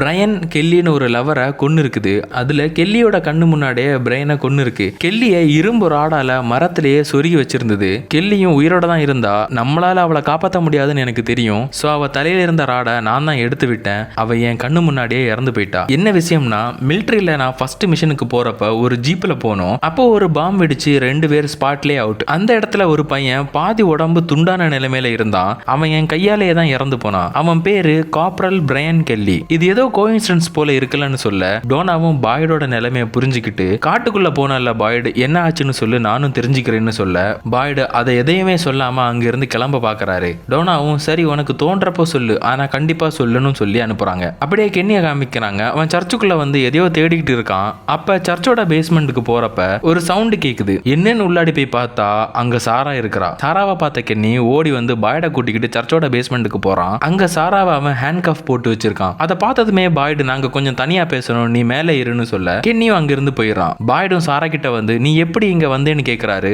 சாராவும் நல்ல வேளை நீங்க உயிரோட தான் இருக்கீங்க, நான் கூட நீங்க எங்கேயோ போயிட்டீங்கன்னு நினைச்சேன், அந்த மரத்துக்குள்ளாடி நான் போனேன், அப்புறம் பார்த்தா நான் இங்க தான் வந்திருந்தேன், என்னால உங்களை எங்கேன்னு தேடவும் முடியலன்னு சொல்றா. பாய்டும் சரி எப்படி உனக்கு அந்த மரத்துக்குள்ள போனா நம்மளால நம்மளால வேற இடத்துக்கு போலாம்னு தெரியும்னு கேட்க சாராவும் என்கிட்ட ஒரு ஒயிட் கலர் ட்ரெஸ் போட்ட பையன் அவன் தான் சொன்னான் இந்த இடத்த நம்ம கோவப்படுத்திட்டோம்னு, சோ அந்த மரத்துக்குள்ள போனா நம்ம சேஃபா இருப்போம்னு சொன்னான். உடனே பாய்டும் அந்த பையன் தான் உன் கூட மைண்ட்ல பேசுறவனான்னு கேட்க சாராவும் இல்ல இது வேற, இந்த பையனும் இங்க நம்மள போலவே மாட்டிக்கிட்டு இருக்கான், அவனும் இங்க இருந்து தப்பிக்க தான் ட்ரை பண்றான், இப்ப நமக்கு ஹெல்ப் பண்ணிக்கிட்டு இருக்கான்னு சொல்றா. சாரா பாய்டு கிட்ட உங்களுக்கு என்னாச்சுன்னு கேட்க பாய்டும் அது ஒரு பெரிய ஸ்டோரின்னு சொல்றாரு. ஆனா நடந்த எதையுமே சொல்லல. சரி நான் கென்னிக்கிட்ட பேசிட்டு வரேன்னு சொல்லி மேல போக போறாரு. அப்ப சாரா பாய்டு கிட்ட ஹாஸ்பிட்டல் நடந்த எதையும் நீங்க கென்னி கிட்ட சொல்லலையான்னு கேட்க பாய்டும் சொல்லலன்னு சொல்றாரு. கென்னிக்கு மட்டும் அவனோட அப்பா சாக சாரா தான் காரணம் தெரிஞ்சா என்ன ஆகுமோ. இப்ப பாய்டு கென்னி கிட்ட பேசுறாரு. சாரா இந்த இடத்தோட கனெக்ட் ஆகி இருக்கிறா, அவளுக்கு நிறைய வாய்ஸ் கேக்குது, இத சர்ச் ஃபாதர் கூட நம்பினாருன்னு சொல்ல அப்ப சர்ச் ஃபாதருக்கும் இது தெரியுமான்னு கென்னி கேட்கறான். சரி சர்ச் ஃபாதர் இறந்து போனதுக்கு அப்புறம் அவ எங்க இருந்தான்னு கேட்க பாய்டும் என் கூட தான் காட்டுக்குள்ள இருந்தான்னு சொன்னதுமே கென்னி கடுப்பாகிறான். பாய்டும் இவ தான் என்ன காப்பாத்தினா, இவ மட்டும் இல்லைன்னா அவ்வளவுதான் நான் இறந்து போயிருப்பேன்னு சொல்ல கென்னியும் அவளை பாக்ஸ்ல போடணும்னு சொல்றான். இதை கேட்டதுமே பாய்டு செம்ம கடுப்பாகிறாரு. யாரையுமே அந்த பாக்ஸ்ல போட போறது இல்லைன்னு சொல்லிட்டு இருக்கிறப்ப பாய்டுக்கு என்னமோ பண்ணுது. பாய்டும் சரி நான் வெளியே போய் கொஞ்சம் காத்து வாங்கிட்டு வரேன்னு சொல்லிட்டு வெளியே போறாரு. வெளியே வந்து கையில பார்த்தா அந்த புழு கைக்கு உள்ளாடி ஊந்து போயிட்டு இருக்கு. அப்படியே உடம்புக்கு ஏதோ முடியாம ஆகி கீழே விழுந்துடுறாரு பாய்டு. எல்லாருமே வந்து அவருக்கு ஹெல்ப் பண்றாங்க. அதே டைம்ல விக்டரை பார்க்க ஈத்தன் வந்திருக்கான். விக்டர் டைரக்டாவே ஈத்தன் கிட்ட உன் மேல நான் கோவமா இருக்கேன்னு சொல்றாரு. ஈத்தனும் நான் உள்ள வரவான்னு கேட்க நீ ஏதாவது திருடிட்டு போயிட்டேன்னா என்ன பண்ணேன்னு கேட்கிறாரு விக்டர். ஈத்தனும் எவ்வளவோ சொல்றான் ஜேடு தான் அப்படி பண்ணாரு, நான் எவ்வளவோ சொன்னேன் இது விக்டருக்கு பிடிக்காதுன்னு, ஆனாலும் அவர் கேட்காம இதை பண்ணிட்டாருன்னு சொல்ல விக்டரும் அதெல்லாம் கேட்க அவர் தயாரா இல்ல. ஈத்தனும் சோரி கேட்டுட்டு கொஞ்சம் ஸ்கெட்ச் பண்ண வச்சுட்டு அங்க இருந்து போயிடுறான். இப்ப பாய்ட காமிக்கிறாங்க. அவருக்கு உடம்பு சரியில்லாம போச்சுல்ல, அதனால டாக்டர் அவரோட இடத்துக்கே வந்து பாக்குறாங்க. பாய்டு நார்மலா தான் இருக்காரு. ஆல்ரெடி பாய்டுக்கு கையெல்லாம் நடுங்கிட்டு இருக்கும்ல, அது எல்லாம் இப்ப இல்ல, பட் அடிக்கடி மயக்க மாதிரி வருதுன்னு சொல்றாரு. மேபி ஸ்பைடர்ஸ் கடிச்சது அதனால இருக்குமான்னு சொல்றாரு. அந்த ஸ்பைடர்ஸ் கடிச்ச இடத்தையும் காமிக்கிறாரு. அப்படியே டாக்டர் பார்த்துட்டு இருக்கிறப்போ அந்த மார்டின் பாய்டோட கையில கிழிச்சிருப்பாருல, அதை அந்த டாக்டர் பார்த்ததுமே இது என்னன்னு கேட்க பாய்டும் அது ஒண்ணுமே இல்ல, ஜஸ்ட் மரத்தோட கிளையில என்னோட கை பட்டு கிழிச்சிடுச்சுன்னு சொல்றாரு. ஜிம்மோட வைஃபும் ஜிம்மை பாக்குறதுக்காக வர்றாங்க. ஜிம் அவரோட உடஞ்ச வீட்டுக்கு முன்னாடி நிக்கிறாரு. அவர் சொல்றாரு ஒயர் எதுலயுமே கனெக்ட் ஆகலன்னா கரண்டும் வராதும், பட் நமக்கு கரண்ட் வருது. நான் என்ன நினைக்கிறேன்னா இங்க நடக்கிற எல்லாமே ஒரு எக்ஸ்பெரிமெண்டா இருக்குமோன்னு. ஏன்னா அந்த ரேடியோ ஒர்க் ஆச்சு, அதுல ஒருத்தர் பேசினாரு, அது மட்டும் இல்லாம அவருக்கு என்னோட நேம் தெரிஞ்சிருந்தது. இது எல்லாத்த விட ஷாக் ஆகிற மாதிரி ஒன்னு சொல்லவா, நீ அந்த பேஸ்மெண்ட்ல தோண்டிக்கிட்டு இருந்த குழிய பத்தியும் ரேடியோவோட அந்த பக்கத்துல பேசினவருக்கு தெரிஞ்சிருந்தது. என்ன வார்ன் பண்ணாரு, இல்ல மேபி என்ன மிரட்டினாரு, நீ அந்த குழிய தோண்டி இருக்க கூடாதுன்னு சொன்னாருன்னு சொல்ல ஜிம்மோட வைஃபும் அந்த ரேடியோல அந்த வாய்ஸை நீங்க மட்டும் தான் கேட்டீங்களா இல்ல வேற யாராவது கேட்டாங்களான்னு கேக்குறாங்க. ஜிம்மும் ஒண்ணுமே சொல்லாம அப்படியே நிக்கிறாரு. ஜிம் இப்ப டோனாவை பார்க்க வந்திருக்காரு. டோனா கிட்ட அந்த ரேடியோல கேட்ட வாய்ஸை பத்தி கேட்க டோனா தனியா கூட்டிட்டு போய் பேசுறாங்க. ஆமா ஜிம் அந்த வாய்ஸை நானுமே கேட்டேன்னு சொல்ல ஜிம்மும் இது எல்லாமே ஒரு எக்ஸ்பெரிமெண்டா இருக்கலாம்னு சொல்றாரு. உடனே டோனாவும் நம்ம கிட்ட பேசினது மனுஷன் தானே நமக்கு தெரியாதும், ஒருவேளை எக்ஸ்பெரிமெண்டா இருந்தா இந்நேரம் அவங்கள பத்தி நமக்கு தெரிஞ்சிட்டுன்னு சொல்லி நம்மள என்ன வேணாலும் பண்ணிருக்கலாம். ஆனா அப்படி எதுவுமே பண்ணல. நம்மள மாதிரி பேசக்கூடிய நடக்கக்கூடிய நிறைய ஸ்பூக்கியான விஷயங்கள் இந்த ஊர்ல இருக்கு, மேபி அது மான்ஸ்டர்ல ஒன்னா கூட இருக்கலாம்னு சொல்ல ஜிம்மும் சரி அந்த ரேடியோ எங்கேன்னு கேக்குறாரு. டோனாவும் வெளியே இருக்குன்னு சொல்றாங்க. அதே டைம்ல அந்த ரேண்டல் ஓவரா பண்ணிக்கிட்டு இருக்காரு. அவரோட பேக்கை யாரோ ஓபன் பண்ணிட்டாங்கன்னு சொல்லி கடுப்பாக்குறாரு. டோனாவும் அந்த இடத்துக்கு வந்து இங்க இருக்கிறவங்க எல்லாத்தையும் ஷேர் பண்ணிக்கணும், அதான் இங்க உள்ள ரூல், உனக்கு இங்க இருக்க பிடிக்கல அப்படின்னா வெளியே போகணும்னு சொல்ல டோனாவையும் ஒரு மாதிரி கிண்டல் பண்ற மாதிரி பேசுறாரு. டோனா கடுப்பாகி கோடாலியை எடுத்துட்டு வந்து டோனாவே ரேண்டலை வெளியே கூட்டிட்டு வந்து அந்த பஸ் உள்ளாடி கொண்டு விடுறாங்க. ஜிம்மோட வீட்டுல இருந்து எடுத்துட்டு வந்து அந்த சிம்பிள் போட்ட கல்ல ரேண்டல் கிட்ட கொடுத்துட்டு இதை விண்டோ கிட்ட தொங்க போட்டுக்க, இது மட்டும் நைட்ல கீழே விழுந்துட்டுனா அவ்வளவுதான் நீ செத்த, நீ இன்னுமே இங்க என்ன நடக்குன்னு புரிஞ்சுக்கல, நீ கூடிய சீக்கிரம் புரிஞ்சுப்பான்னு சொல்லிட்டு போறாங்க. இப்ப பாய்ட காமிக்கிறாங்க. அவர் எந்திரிச்சு போறப்ப அங்க பார்த்தா சர்ச் ஃபாதர் இருக்கிறாரு. பாய்டு அவரை பார்த்ததுமே நீ உண்மை இல்லைன்னு சொல்றாரு. பாய்டுக்கு இது ஒரு இல்லூஷன் தான் தெரிஞ்சும் சர்ச் ஃபாதர் கிட்ட பேசுறாரு ஒரு ரிலீஃப்காக. சர்ச் ஃபாதர் என்ன சொல்றாருன்னா சரி நீ எப்படி கென்னி கிட்ட சொல்ல போற, சாரா தான் அவனோட அப்பாவை கொன்னதுன்னு, அப்படி அவனுக்கு தெரிஞ்சதுன்னா சாராவை அவன் சும்மா விட மாட்டான்னு சொல்ல பாய்டும் சாரா நமக்கு தேவைன்னு சொல்றாரு. சர்ச் ஃபாதரும் கரெக்ட், நமக்கு அவ தேவைதான், சோ கென்னி கிட்ட சாரா தான் அவ அப்பா சாக்குறதுக்கு காரணம்னு சொல்ல வேண்டாம்னு சொல்றாரு. ஆனாலும் பாய்டு நான் சொல்லுவேன்னு சொல்றாரு. சர்ச் ஃபாதரும் இந்த ஊர்ல ஒரு மனசுடைஞ்சு போனவங்களால சர்வே பண்ண முடியாதுன்னு பாய்டு கிட்ட சொல்றாரு. கென்னி இப்ப சாராவுக்கு சாப்பாடு கொண்டு வந்திருக்கான். சாரா அவனை பார்த்து கைய கூப்பி நான் உன்கிட்ட ஒன்னு சொல்லணும்னு சொல்றா. அப்படியே பாய்ட காமிக்கிறாங்க. அவர் அந்த சர்ச்சுக்கு வர்றாரு. அப்ப அந்த பஸ்ல இருந்த பாட்டி பாய்டு கிட்ட வந்து பேசுறாங்க. பாய்டும் எனக்கு அர்ஜென்டா கென்னி கிட்ட பேசணும், நான் சர்ச்சுக்குள்ள போறேன்னு சொல்ல அந்த பாட்டியும் கென்னி உள்ளாடி இல்ல, கொஞ்சம் முன்னாடி தான் அவன் ஹாஸ்பிட்டல் பக்கமா போனான், நீங்க வேணா அங்க போய் பாருங்கன்னு சொல்ல பாய்டும் அங்க போய் பாக்குறாரு. அங்க போய் பார்த்தா கென்னி அவன் அப்பா இறந்து போன இடத்துல நின்னு பாத்துக்கிட்டு இருக்கான். பாய்ட பார்த்ததுமே பண்ணதுமே என் அம்மா டெய்லியுமே அழுதுட்டு இருப்பாங்க, அவங்க மட்டும் அப்பாவை ஒழுங்கா பாத்துக்கிட்டு இருந்தாங்கன்னா கண்டிப்பா அப்பாவுக்கு இந்த நிலைமை வந்திருக்காதுன்னு டெய்லி அழுதுகிட்டே இருப்பாங்க. நாங்க எல்லாருமே அப்பா தான் அன்னைக்கு நைட்டு டோரை மறந்து ஓபன் பண்ணிட்டாருன்னு நினைச்சோம். அவர் டோரை ஓபன் பண்ணலன்னு உங்களுக்கு எப்ப தெரிய வந்தது பாய்ட் சொல்லுங்கன்னு சொல்ல, பாய்டும் நான் காட்டுக்கு போறதுக்கு ஒரு நாள் முன்னாடி எனக்கு தெரிய வந்ததுன்னு சொல்ல, எல்லாமே தெரிஞ்சு என்கிட்ட சொல்லவே இல்லைல்ல, உங்களை நான் ரொம்பவே நம்புனேனே, நீங்க என்கிட்ட எதுவுமே சொல்லல, எனக்கு இனி டெபுட்டி ஷெரீஃப் வேலையெல்லாம் வேண்டாம், சாராவை அந்த பாக்ஸ்ல போடணும், கண்டிப்பா அந்த பாக்ஸ்ல போடணும்னு சொல்லிட்டு அங்க இருந்து போயிடுறான். இதைத்தான் அந்த சர்ச் ஃபாதரோட இல்யூஷன் பாய்ட் கிட்டேயும் சொல்லிச்சு. இன்னைக்கு மட்டும் தெரிஞ்சது அப்படின்னா சாராவை கண்டிப்பா போட்டதுல தான் ட்ரை பண்ணுவான்னு. இப்போ இங்க கென்னியை விட சாரா தான் ரொம்ப வேல்யூபிள். ஏன்னா சாரா கிட்ட பேசிட்டு இருக்க அந்த வாய்ஸால மட்டும்தான் வெளியே போறதுக்கு ஹெல்ப் பண்ண முடியும்னு பாய்டு நம்புறாரு. நைட் டைம்ல ரேண்டல காமிக்கிறாங்க. அவர் அந்த பஸ்ல தூங்கிக்கிட்டு இருக்காரு. அப்ப அந்த பஸ்ஸோட விண்டோல மான்ஸ்டர்ஸ் தட்டிக்கிட்டே இருக்கு. கடுப்பாகி ரேண்டல் எந்திரிச்சு போய் அந்த பஸ் டோரை ஓபன் பண்ண போயிட்டாரு. ஒரு செகண்ட் அப்படியே நின்னுட்டு அந்த மான்ஸ்டரை பார்த்து, எனக்கு உங்களை பார்த்து பயம்லாம் இல்ல, நீங்க இப்படி பண்றதுனால எல்லாம் டெம்ட் ஆகி வெளியே வந்துருவேன்லாம் நினைக்காதீங்க அப்படி இப்படின்னு கத்த, அந்த மான்ஸ்டர்ஸும் அவரை பார்த்து நக்கலா ஒரு சிரிப்பு சிரிச்சுட்டு அங்கிருந்து போயிருதுங்க. அப்படியே ஜேடை காமிக்கிறாங்க. ஜேடி இப்போ பார்ல தான் தூங்கிட்டு இருக்காரு. அப்போ அந்த போட்டோவை எடுத்து பார்க்குறப்ப அந்த போட்டோவில் இருக்கிறவர் இப்போ ஜேடோட முன்னாடி நிற்கிற மாதிரி தெரியுது. அவர் அந்த டைரியை ஓப்பன் பண்ணி அந்த சிம்பிள்ஸை காமிக்கிறாரு. அந்த சிம்பிள்ஸ்ல இருந்து பிளட் வருது. ஜேடும் ஷாக் ஆகுறாரு. திடீர்னு அங்கே நின்றுட்டு இருந்தவரை காணும். இந்த மாதிரிப்பட்ட ஹாலுசினேஷனால ஜேடு ரொம்பவே பாதிக்கப்படுறாரு. அப்படியே மார்னிங் பாய்டை காமிக்கிறாங்க. அவர் இப்போ சர்ச்சுக்குள்ள தான் இருக்கிறாரு. சர்ச்சு கதவை யாரோ தட்டுறாங்க. யாருன்னு ஓப்பன் பண்ணி பார்த்தா அது ஜிம்மோட ஒய்ஃபும் தான். கென்னி போய் எல்லாத்தையுமே சொல்லியிருக்கான். ஸோ சாராவை அந்த பாக்ஸில் போடணும்னு அவங்க சொல்றாங்க.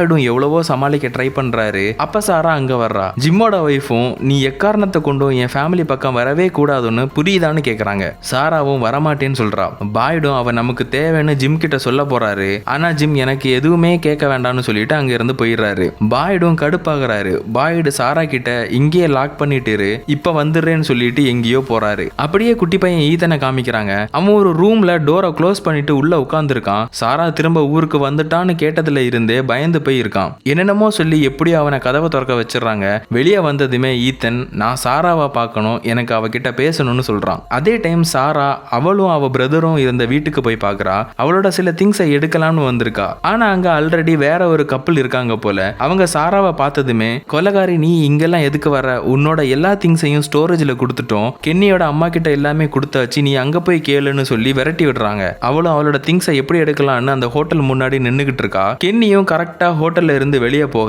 சரி ஹோட்டலுக்குள்ள போலான்னு நினைக்கிறப்ப அங்க ஈத்தன் வந்து சாரா கிட்ட பேசுறான். அவன் என்ன சொல்றான்னா, சாரா நம்ம எல்லாம் ஃப்ரெண்ட்ஸ்னு நினைச்சேன், ஆனா இப்ப நம்ம ஃப்ரெண்ட்ஸ் இல்ல, நீ காட்டுக்குள்ள ஓடி போன, இப்ப திரும்ப உயிரோட வந்திருக்க, மான்ஸ்டர்ஸ் தான் காட்டுக்குள்ள உயிரோட இருக்கும், மனுஷனால இருக்கவே முடியாது, நீ ஒரு மான்ஸ்டர் சாரா, எனக்கு உன்னை பார்த்து பயம் இல்லைன்னு சொல்ல சாராவும் வருத்தத்தோட ஓகேன்னு சொல்றா. இதெல்லாம் கேட்ட ஜிம் என்னடா நம்ம பையனே இப்படி சொல்லிட்டான்னு சாரா மேல ஒரு சாஃப்ட் கார்னர் வருது. அங்கிருந்து ஜிம்மும் அவரோட பையனும் கிளம்பிடுறாங்க. அதே டைம்ல பாய்டு டோனாவை பார்க்க வந்திருக்காரு. எல்லாத்தையுமே சொல்றாரு, சாராவை பத்தி எல்லாமே சொல்றாரு. அப்ப பாய்டு டோனாவை பார்த்து ஏன் கூட இந்த விஷயத்துல சப்போர்ட்டா நிப்பதானேன்னு கேட்க, டோனாவும் நான் இந்த விஷயத்துல என்ன சொல்லணும்னு நினைக்கிற பாய்ட், நீ தான் அந்த ரூல்ஸை போட்ட, தப்பு பண்ணா அந்த பாக்ஸ்ல போடணும்னு நீ தான் சொன்ன, ஆனா நீயே இப்ப ரூல்ஸை மீறினா எப்படி, நான் இதுல எதுவும் சொல்றதுக்கு இல்ல, கென்னியோட அம்மா இந்த விஷயத்துல என்ன சொல்லுவாங்கன்னு நினைக்கிற பாய்டுன்னு கேட்க, பாய்டு கிட்ட இதுக்கு எந்த ஒரு பதிலுமே இல்ல. அங்க இருந்து அவர் போயிடுறாரு. இப்ப ஜேட காமிக்கிறாங்க. ஜேட அந்த பாருக்குள்ள இருக்கக்கூடிய பாட்டில்ஸ் எல்லாத்தையும் வச்சு அந்த ரவுண்ட் சிம்பிளை பண்ணிக்கிட்டு இருக்காரு. அப்ப விக்டர் அங்க வர்றாரு. விக்டர் என்ன சொல்றாருன்னா,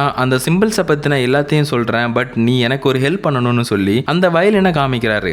ஜேட் அழகா அந்த வயலினை பிளே பண்ணி இருப்பார்ல. சோ விக்டர் ஜேட் கிட்ட எனக்காக ஒரு தடவை கூட அந்த வயலினை பிளே பண்ண முடியுமான்னு கேட்டிருப்பாரு. ஜேடும் பிளே பண்றேன்னு சொல்ல விக்டரும் அவரை ஒரு இடத்துக்கு கூட்டிட்டு போறாரு. அங்க நிறைய கார் இருக்கு. விக்டரும் எல்லாரும் இறந்ததுக்கு அப்புறம் இந்த கார் எல்லாமே நான் பார்க்க கூடாதுன்னு இங்க கொண்டு வந்து விட்டுருவேன்னு சொல்லி ஒரு கார் கிட்ட வந்து இப்ப நீ பிளே பண்ணுன்னு சொல்றாரு. ஜேடும் என்ன பிளே பண்ணுன்னு கேட்க விக்டரும் அந்த கார் மேல ஏறி உட்கார்ந்து ஸ்டார்ஸ் பத்தி பிளே பண்ணு, ட்விங்க்லிங் ஸ்டார்ஸ் பத்தி பிளே பண்ணுன்னு சொல்றாரு. ஜேடும் புரிஞ்சுக்கிறாரு இது விக்டரோட அம்மாவோட காருன்னு. விக்டர் கிட்ட அம்மாவோட கார் தானான்னு கேட்க விக்டரும் ஆமா நான் எப்பெல்லாம் பயப்படுறனோ அப்பெல்லாம் என் அம்மா இப்படி என்ன கார் மேல உட்கார வச்சு அந்த ஸ்டார்ஸ் பத்தின சாங்க பிளே பண்ணுவாங்க, எனக்கு பயம் எல்லாம் போயிருன்னு சொல்ல ஜேடும் பிளே பண்றாரு. விக்டர் சந்தோஷமா அதை கேட்டுட்டு இருக்காரு. அப்படியே சாரா சாராவை காமிக்கிறாங்க. அவ இப்ப ஹோட்டல் உள்ள வந்திருக்கா. கென்னியோட அம்மாவை பார்த்ததுமே சோரி நான் இங்க வந்திருக்கவே கூடாதுன்னு சொல்லிட்டு வெளியே போக போறா. அப்ப கென்னியோட அம்மா நில்லுன்னு சொல்றாங்க. நீ என்கிட்ட இருந்து அவரை பிரிச்சுட்ட, உன்னை என் பொண்ணு மாதிரி பாத்துக்கிட்டேன், ஆனா என் மனசுல இப்ப நீ வெறுப்ப தந்துட்ட, நீ எதுக்காக இங்க வந்திருக்கேன்னு தெரியும்னு சொல்லி ஸ்டோரேஜ்ல இருக்கிற அவளோட திங்ஸை கொடுக்குறாங்க. அந்த திங்ஸை சாரா எடுக்கிறப்ப இனி இங்க நீ வரவே கூடாதுன்னு சொல்லி அனுப்புறாங்க. சாராவும் எல்லா திங்ஸையும் எடுத்துட்டு போறப்ப அங்க கென்னி வந்துடுறான். அந்த திங்ஸ் இருந்த பாக்ஸை கீழே தட்டுறான். அதுல ஒரு பொம்மை இருக்குது. அதை தான் சாரா முன்னாடியே தேடிக்கிட்டு இருப்பா. அது கீழே விழுந்ததுமே சாரா அதை எடுத்து கையில வச்சுக்கிறா. அந்த பொம்மையை கென்னி பார்த்து அவகிட்ட இருந்து வாங்குறான். வாங்கி இது உனக்கு ரொம்ப முக்கியமா அப்படின்னு சொல்லி கேட்டு அதை உடைச்சிடறான். சாராவுக்கு ரொம்ப கஷ்டமா போயிருது. இனி இந்த ஹோட்டல் பக்கமே வரக்கூடாது புரியுதான்னு கேட்க சாராவும் வரமாட்டேன்னு அழுதுகிட்டே அங்க இருந்து போயிடறா. இப்ப டாக்டரை காமிக்கிறாங்க. டாக்டரை தேடி அந்த பஸ்ல இருந்த பாட்டி வந்திருக்காங்க. அவங்க ஒரு மெடிசனை கொடுக்குறாங்க. பாட்டிக்கு உடம்புல ஏதோ ப்ராப்ளம் போல, இங்க மாட்டிக்கிட்டதுனால டயக்னோசிஸ் பண்ண முடியாது, சோ இனி இந்த மருந்தும் தேவைப்படாதுன்னு கொடுத்துட்டு போறாங்க. கூடவே அந்த பாட்டி சொல்றாங்க, இங்க நடக்கிறத பார்த்தா சீக்கிரம் போய் சேர்ந்துறதே மேல் போல. அந்த சாராவும் இப்ப ஊருக்கு வந்துட்டான்னு சொல்ல டாக்டரும் செம்ம கடுப்பாயி சாராவை பார்க்க போறாங்க. டாக்டரோட லவர் தான் தடுத்து நிப்பாட்டி டாக்டரை சமாதானப்படுத்துறாங்க. டாக்டர் இப்ப கொஞ்சம் சமாதானமாகறாங்க. இப்ப ஜேட காமிக்கிறாங்க. விக்டர் அந்த பிக்சரை பார்த்துட்டு அந்த பிக்சர்ல இருக்கிறவரோட நேம் கிறிஸ்டபர்னு சொல்றாரு. அவர் எங்களெல்லாம் சிரிக்க வச்சாரு, திடீர்னு மாறிட்டாரு. அவருக்கு இந்த சிம்பிள்ஸ் எல்லாம் எப்ப தெரிஞ்சதோ அப்பத்துல இருந்து அவர் சிரிக்கிறதே இல்ல, எங்களையும் சிரிக்க வைக்க மாட்டாரு. திடீர்னு ஒரு நாள் நைட்டு என் அம்மா என்கிட்ட வந்து எங்கேயாவது ஒளிஞ்சிக்கோ, கிறிஸ்டபருக்கு தெரியாத புதிய இடத்துல ஒளிஞ்சிக்கோன்னு சொன்னாங்க. அடுத்த நாள் மார்னிங் வெளியே போய் பார்த்தா எல்லாருமே இறந்து போய் இருந்தாங்க. ஜேடி இங்க நிறைய விஷயங்கள் இருக்கு, அது எல்லாமே நம்மள கெட்ட விஷயங்கள் பண்ண வைக்கணும்னு சொல்லிட்டு அங்க இருந்து போறாரு. ஜிம்மோட ஒய்ஃபை காமிக்கிறாங்க. அவங்க அந்த மான்ஸ்டரோட குகையில இருக்கிறப்ப ஒரு டவரை பார்த்தாங்கல்ல, அதே போலவே அந்த டவரோட எண்ட்லயும் ஒரு டவரை வச்சு அந்த குழந்தைங்களை திரும்ப கூப்பிடுறாங்க. அந்த குழந்தைங்களும் அவங்க கண்ணுக்கு தெரிய ஆரம்பிக்கிறாங்க. அங்குயி அங்குயின்னு சொல்லிக்கிட்டு ஜிம்மோட ஒய்ஃபுக்கு பக்கத்துல வர்றாங்க. ஜிம்மோட ஒய்ஃபையும் தொட அவங்க கீழே விழுந்து கதறாங்க. அந்த இடத்துக்கு ஜேடு வர்றாரு. ஓ மூக்குல பிளட் வருதுன்னு ஜேடு சொல்ல ஜிம்மோட ஒய்ஃபும் இங்க இருந்து குழந்தைகளை பாத்தியான்னு கேக்குறாங்க. ஜேடும் சரிதான் இவளுக்கும் ஹாலுசினேஷன் இருக்கு போலன்னு நினைக்கிறாரு. அதே டைம்ல பாய்ட காமிக்கிறாங்க. பாய்டு கிட்ட ஜிம் வந்து பேசுறாரு. கொஞ்சம் முன்னாடி சாராவை பார்த்தேன், சாராவோட கண்ணுல அந்த சைக்கோ ஃபீல் தெரியல, அதுக்கு பதிலா ஒரு உடஞ்சு போன பாவமான பொண்ணை தான் நான் பார்த்தேன்னு சொல்றாரு. கூடவே அந்த ரேடியோ ஒர்க் ஆச்சு, அதுல ஒரு ஆளோட சவுண்டு கேட்டது, அவருக்கு என்னோட நேம் தெரிஞ்சிருந்ததுன்னு சொல்றாரு. இது ஒருவேளை ஏதாவது ஒரு எக்ஸ்பெரிமெண்டா இருக்கலாம் போல. வேர்ல்டு வார் 2ல கூட இதே போல நிறைய எக்ஸ்பெரிமெண்ட் பண்ணாங்கன்னு சொல்றாரு. ஜிம் பாய்டு கிட்ட நீங்க காட்டுக்குள்ள போனீங்கல்ல என்னாச்சுன்னு சொல்லுங்கன்னு கேட்க பாய்டு எனக்கு ஒரு அர்ஜென்டா ஒரு ஒர்க் இருக்கு அப்புறம் பார்க்கலாம்னு சொல்லிட்டு போறாரு. ஜிம்முக்கும் தெரியுது பாய்டு இதை பத்தி பேச விருப்பப்படலன்னு. அதே டைம்ல ரேண்டல் பஸ்ல இருக்கக்கூடிய 2 சீட்டை எடுத்து பஸ்ஸோட மேல ஏத்திக்கிட்டு இருக்காரு.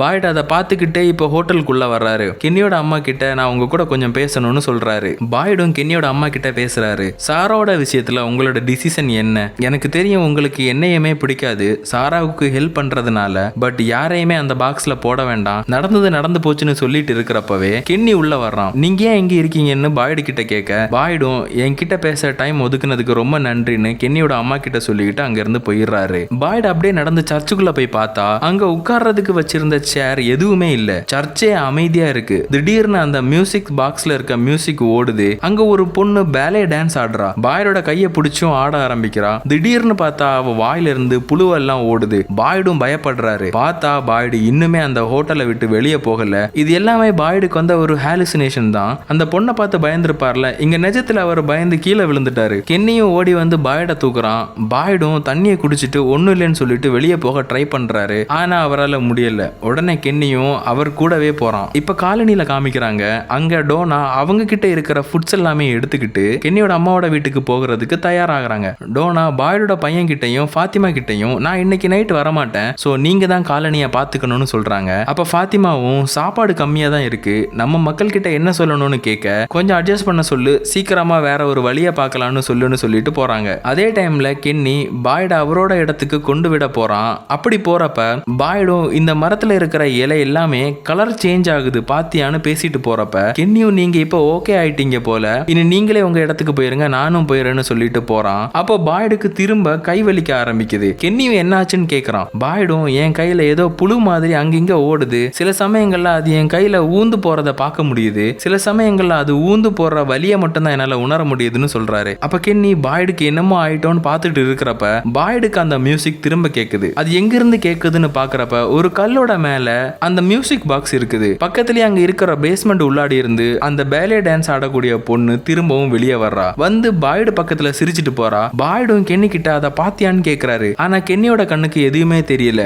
பாய்டும் இது எல்லாமே நமக்கு வர்ற ஹாலுசினேஷன் தான் புரிஞ்சுக்கிறாரு. கென்னி கிட்ட நாம போலாம், நைட் ஆக போகுதுன்னு சொல்றாரு. கென்னியும் பாய்டுக்கு என்னமோ ஆயிட்டுன்னு சொல்லி பாய்டோட பின்னாடியே போறான். கென்னியும் பாய்ட கூட்டிக்கிட்டே ஹாஸ்பிட்டலுக்கு வந்திருக்கான். பாய்டு டாக்டர் கிட்ட எல்லாத்தையுமே சொல்றாரு. மார்டின் ஒருத்தனை பார்த்தேன், அவன் தான் என் கையில ஒரு கீரலை போட்டான். அவன் கைய அந்த கீரல் மேல வச்சு ஏன் பிளட் இப்போ ஓம் பிளட் ஆயிட்டுன்னு சொன்னான். அவன் உடம்புல என்ன இருந்ததோ அது இப்ப என் உடம்புல இருக்கு. புழுவெல்லாம் என் மேல ஊந்து போகுதுன்னு சொல்லி கைய காமிக்கிறாரு. டாக்டரும் பார்த்துட்டு எனக்கு எதுவுமே தெரியல பாய்டுன்னு சொல்றாங்க. பாய்டு நான் சொல்றது மேபி வேடிக்கையா இருக்கலாம். அந்த மார்டினோட உடம்புல இருந்த புழுக்கள் எல்லாம் அவனை சாப்பிட்டே உயிர் வாழ்ந்துகிட்டு இருந்தது. அதுங்க எல்லாம் அவனை சாக கூட விடல. அவன் என்கிட்ட கெஞ்சி கேட்டதெல்லாம் ஒண்ணுதான், அவனை கொல்ல சொல்லி. அந்த புழுக்கள் எல்லாமே இப்ப என்னோட உடம்புல இருக்கு. ப்ளீஸ் எனக்காக நீ ஒண்ணு பண்ணுவியா? ஒருவேளை எல்லாமே கைய மீறி போயிட்டுன்னா நீயே என்ன கொன்னுரு. நானும் மார்டினை போல கஷ்டப்பட்டு சாக விரும்பலன்னு சொல்றாரு. டாக்டரும் இதை எதையுமே நம்பலனாலும் பாய்டு சொல்றதையும் கேக்குறாங்க. டாக்டரும் கென்னி கிட்ட வந்து பாய்டு என்னென்னமோ சொல்றாரு. மேபி ஸ்ட்ரெஸ்னால கூட இருக்கலாம், கொஞ்சம் பொறுமையா இருக்கலாம்னு சொல்றாங்க. கென்னியும் பாய்டுக்கு இப்படி ஆயிட்டேன்னு சொல்லி வருத்தப்படுறான். அதே டைம்ல டோனா கென்னியோட அம்மாவோட வீட்டுல இருக்காங்க. டோனா கொண்டு வந்த எல்லா ஃபுட்டையுமே இப்போ உப்புல போட்டு வைக்கிறாங்க. ஏன்னா சாப்பாடு கம்மியா இருக்குது. சோ இருக்கிற ஃபுட்ஸை அது ப்ரிசர்வேட் பண்ணலாம்னு நினைக்கிறாங்க. ஆனா ஃபுட்டு கம்மியா இருக்கிற இந்த விஷயம் காலனியில் இருக்க எல்லாருக்குமே ஒன்றும் தெரியாது. ஜிம்மோட ஃபேமிலியும் அந்த ஃபுட்ஸை ப்ரிசர்வ் பண்றதுக்கு ஹெல்ப் பண்ணிட்டு இருக்காங்க. இப்போ பாய்ட திரும்ப காமிக்கிறாங்க. அவருக்கு திரும்பவும் அந்த மியூசிக் கேக்குது. திடீர்னு அந்த பேலே டான்ஸ் ஆடுற பொண்ணு பாய்டோட பின்னாடி வந்து பிடிச்சி பெட்ல தள்ளிட்டு அவரோட கழுத்தை நெரிச்சிக்கிட்டு இருக்கா. பாய்டும் அங்க இருந்து கன்னை எடுத்து அந்த பேலே டான்ஸ் ஆடுற பொண்ணை பார்த்து பாயிண்ட் பண்ணா. அந்த பொண்ணை காணும். பார்த்தா அந்த இடத்துல மரியா அங்க நிக்கிறா. மரியாவும் கன்னை பார்த்ததுமே பயப்படுறா. பாய்டும் அந்த கன்னை பாயிண்ட் பண்ணி இருந்ததை நீக்கிட்டு சாரி சொல்றாரு. அப்படியே அங்க இருந்தும் போயிடுறாரு. பாய்டு இப்ப கென்னியோட அப்பா இறந்து போன இடத்துல நிக்கிறாரு. அங்க சர்ச் ஃபாதரோட ஹாலுசினேஷன் கூட பேசிட்டு இருக்கிறாரு. அப்ப அங்க கென்னி வந்துடுறான். பாய்டும் யார்கிட்டயே பேசிட்டு இருக்கிறாருன்னு பாத்துறான். நீங்க யார்கிட்ட பாய்டு பேசிட்டு இருக்கீங்கன்னு கேக்குறான். பாய்டும் அப்படிலாம் ஒண்ணு இல்லைன்னு சொல்லிட்டு வெளியே போக ட்ரை பண்றாரு. ஆனா கென்னி டோரை க்ளோஸ் பண்ணிடுறான். நீங்க இங்க தான் இருக்கணும் பாய்டு, உங்களை வெளியே விடுறது சேஃப் இல்ல. மரியா மேல என்ன நடந்துன்னு எல்லாத்தையுமே சொல்லிட்டான்னு சொல்றான். கென்னி திரும்பவும் நீங்க யார்கிட்ட பேசிட்டு இருந்தீங்கன்னு கேட்க பாய்டும் சர்ச் ஃபாதர் கிட்ட தான் பேசிட்டு இருந்தேன். எனக்கு தெரியும் என்ன பார்த்தா மெண்டல் போல இருக்கும். ஆனா காட்டுக்குள்ள போனப்போ எனக்கு என்னமோ ஆச்சு. என் உடம்புல என்னமோ இருக்கு. லாஜிக்கலி இது பாசிபிள் இல்லைன்னு எனக்கு தெரியும். நானும் ரொம்பவே பயந்து போய் தான் இருக்கேன்னு சொல்றாரு. கென்னியும் இதுக்கு என்ன சொல்லணும்னு தெரியாம அப்படியே நிக்கிறான். அப்படியே காலனியில காமிக்கிறாங்க. அங்க டேல்னு ஒருத்தர் கத்திக்கிட்டே இருக்காரு. பாய்டோட பையனும் அந்த இடத்துக்கு வந்து என்னாச்சுன்னு கேக்குறான். அந்த டேல் என்ன சொல்றாருன்னா, புதிய பையன் எல்ஜின் நம்ம கிட்ட இருக்கிற ஃபுட்ஸை திருடிட்டு போறான்னு சொல்றாரு. எல்ஜினும் இல்ல, என் பேக்ல எக்ஸ்ட்ரா இருந்த ஃபுட்டை தான் நான் உள்ள எடுத்து வச்சேன்னு சொல்றான். அந்த டேலும் காலனில ஃபுட் இல்ல, புயல் வந்தனால எல்லாமே போயிடுச்சுன்னு சொல்றாரு. ஒரு கத்தி எடுத்துட்டு பஸ்ல வந்தவங்கள வெளியே போன்னு சொல்றாரு. அந்த நைட்ல அவங்க எப்படி வெளியே போவாங்க? இப்படியே கத்திய வச்சு அவர் மிரட்டிக்கிட்டு இருக்கிறப்ப பாய்டோட பையனும் அவரை பிடிக்க போறான். அப்படியே தெரியாம டேல் கையில இருந்த கத்திய பாய்டோட பையனோட வயிற்றிலேயே குத்திடுறாரு. எல்லாருமே ஒரு செகண்ட் ஷாக் ஆகுறாங்க. டோனா வேற இப்ப காலனில இல்ல. அந்த கத்திய பாய்டோட பையனும் அவனோட உடம்புல இருந்து வெளியே எடுக்கிறான். பிளட் நிறைய போக ஆரம்பிக்குது. பிளட் வெளியே போகாம இருக்கிறதுக்காக துணியை வச்செல்லாம் இறுக்கி பிடிச்சிக்கிறாங்க. இப்ப ஹாஸ்பிட்டலுக்கு போகணும். டோனாவும் கென்னியோட வீட்டுக்கு போறப்ப அங்க இருந்த வண்டி எடுத்துட்டு போயிருப்பாங்க. காலனில ஒரு வேன் இருக்குது. ஆனா அது கொஞ்சம் தூரம் தள்ளி இருக்கு. அதை எப்படியாவது எடுத்துட்டு போகணும்னு நினைக்கிறாங்க. அப்ப அந்த புதிய பையன் எல்ஜினும் நான் எடுத்துட்டு வரேன்னு சொல்றான். வெளியே போய் எப்படியோ அந்த வேனையும் எடுத்துட்டு வந்துடுறான். பாய்டோட பையனை ஹாஸ்பிட்டலுக்கும் கொண்டு வந்துடுறாங்க. அங்கதான் பாய்டும் இருக்கிறாரு. பாய்டோட பையன் மூச்சு விட முடியாம கஷ்டப்படுறான். டாக்டரும் கத்தி வைட்டல் ஆர்கன்ஸ்ல குத்தாததுனால கொஞ்சம் ஈஸியாவே ட்ரீட் பண்ணிடுறாங்க. பாய்டோட பையன் கொஞ்சம் ஸ்டேபிள் ஆயிட்டான். ஆனா என்ன ப்ராப்ளம் அப்படின்னா, அவனுக்கு இப்ப நிறைய பிளட் போனனால பிளட் கொடுக்கணும். பாய்டுக்கும் பாய்டோட பையனுக்கும் சேம் பிளட் குரூப் தான். பாய்டு கிட்ட பிளட் வேணும்னு சொன்னா அவர் தர முடியாதுன்னு சொல்றாரு. அவர் என்ன சொல்றாருன்னா, அவரோட உடம்புல அந்த புழுவெல்லாம் இருக்குது, பிளட்டை கொடுத்தா அவனோட உடம்புக்கு அது போயிரும்னு சொல்றாரு. கென்னியும் கண்ணை காமிச்சு உட்காருங்க பாய்டு, பிளட்டை கொடுங்கன்னு சொல்ல அப்போ பாய்டோட கை வலிக்க ஆரம்பிக்குது. இப்போ மரியாவுக்கு பாய்டோட கையில அந்த புழு அங்க இங்கேன்னு ஓடி போறது கண்ணுக்கு தெரியுது. உடனே டாக்டர் கிட்டையும் காமிக்கிறா. கென்னியும் பாக்குறான். இப்பதான் எல்லாரும் புரிஞ்சுக்கிறாங்க. பாய்டும் மார்டின் தான் இதை எனக்கு கொடுத்தான்னு சொல்ல கென்னியும் மார்டின் உங்களுக்கு கொடுக்க முடியும் அப்படின்னா கண்டிப்பா இதை இன்னொரு ஆளுக்கு டிரான்ஸ்ஃபர் பண்ண முடியும், அதை எனக்கு நீங்க டிரான்ஸ்ஃபர் பண்ணுங்கன்னு சொல்றான். பாய்டும் இது உடம்புல இருக்கும்போது அது எவ்வளவு பெரிய கஷ்டம்னு உனக்கு தெரியாது, இதை யாருக்காவது கொடுக்கணும் அப்படின்னா என்கிட்ட ஒரு ஐடியா இருக்குன்னு சொல்லி ஹாஸ்பிட்டலை விட்டு வெளியே போய் அங்க நிக்கிற ஒரு மான்ஸ்டர் கிட்ட போறாரு. அவரோட கையில ஒரு கீரலை போட்டு அந்த மான்ஸ்டரோட கழுத்துலயும் ஒரு கீரலை போடுறாரு. அப்படி கழுத்துல கீரையும் அந்த மான்ஸ்டருக்கு ஒண்ணுமே ஆகல. இப்ப அவரோட கைய அந்த மான்ஸ்டரோட கழுத்துல வச்சு என் பிளட் உன்னோட பிளட் ஆயிட்டுன்னு சொல்றாரு. உடனே பாய்டோட உடம்புல இருந்த அந்த புழு எல்லாம் மான்ஸ்டரோட உடம்புக்கு போற மாதிரி பாய்டு ஃபீல் பண்றாரு. ஆனா அந்த மான்ஸ்டருக்கு ஒண்ணுமே ஆகல. அந்த மான்ஸ்டர் பாய்ட பிடிக்க வருது. அடுத்த செகண்டே அந்த மான்ஸ்டர் அதோட ஒரிஜினல் ஃபார்முக்கு வந்து கீழே விழுந்து கிடக்குது. பாய்டும் திரும்ப ஹாஸ்பிட்டலுக்கே ஓடி போயிறாரு. பாய்ட பிடிக்க வந்த அந்த மான்ஸ்டர்ஸ் எல்லாம் கீழே கிடக்கிற மான்ஸ்டரை பார்த்துக்கிட்டே நிக்குது. கொஞ்ச நேரத்துல அது அங்க இருந்து கிளம்பிடுது. பாய்டும் உள்ள போய் இப்ப எல்லாமே ஓகே ஆயிட்டுன்னு சொல்லி அவரோட பையனுக்கும் பிளட் கொடுக்குறாரு. பாத்திமாவும் டாக்டர் கிட்ட வந்து அழுறா. கொஞ்சம் விட்டு இருந்தா அவன் இறந்தே போயிருப்பான், நல்ல வேளை கரெக்ட் சமயத்துக்கு வந்தோன்னு சொல்றா. கூடவே ஒரு விஷயத்த டாக்டர் கிட்ட கேக்குறா. பிரெக்னன்சி டெஸ்ட் பண்ண ஏதாவது வழி இருக்கான்னு கேக்குறா. இதை கேட்டதுமே டாக்டர் ஷாக் ஆகுறாங்க. இப்ப பாய்டு அங்க விழுந்து கிடக்கிற மான்ஸ்டரை பார்த்துக்கிட்டு இருக்கிறாரு. அப்ப கென்னி அந்த இடத்துக்கு வந்து நான் உங்களை நம்பி இருக்கணும்னு சொல்றான். கென்னி இப்ப பாய்ட முழுசா நம்புறான் போல. மேபி சாரா விஷயத்திலேயே நம்பலாம். கென்னி கேக்குற அந்த மான்ஸ்டர் கொஞ்சமாவது மூவ் ஆச்சான்னு. பாய்டும் இல்லைன்னு சொல்றாரு. அப்ப அது செத்து போச்சான்னு கென்னி திரும்ப கேட்க பாய்டும் சீக்கிரமா அதை நம்ம கண்டுபிடிக்கலாம்னு சொல்றாரு. ஃபாத்திமா பிரெக்னண்டா இருக்கிறத டாக்டர் கன்ஃபார்ம் பண்றாங்க. இத பத்தி பாய்டோட பையன் கிட்ட பேசலாம்னு சொல்ல ஃபாத்திமா வேண்டான்னு சொல்றா. அதே டைம்ல கென்னியும் வந்து சூரியன் உதிச்சிடுச்சு வெளியே போலாம்னு சொல்றான். எல்லாருமே ஹாஸ்பிட்டலோட டோர் கிட்ட தான் நிக்கிறாங்க. ஏன்னா அந்த மான்ஸ்டர் இன்னுமே வெளியே தான் கிடக்குது. அது செத்து போச்சா இல்ல உயிரோட தான் இருக்கா அப்படின்றதுல எந்த ஒரு கன்ஃபார்மே இல்ல. அதனால எல்லாருமே அங்கேயே நிக்கிறாங்க.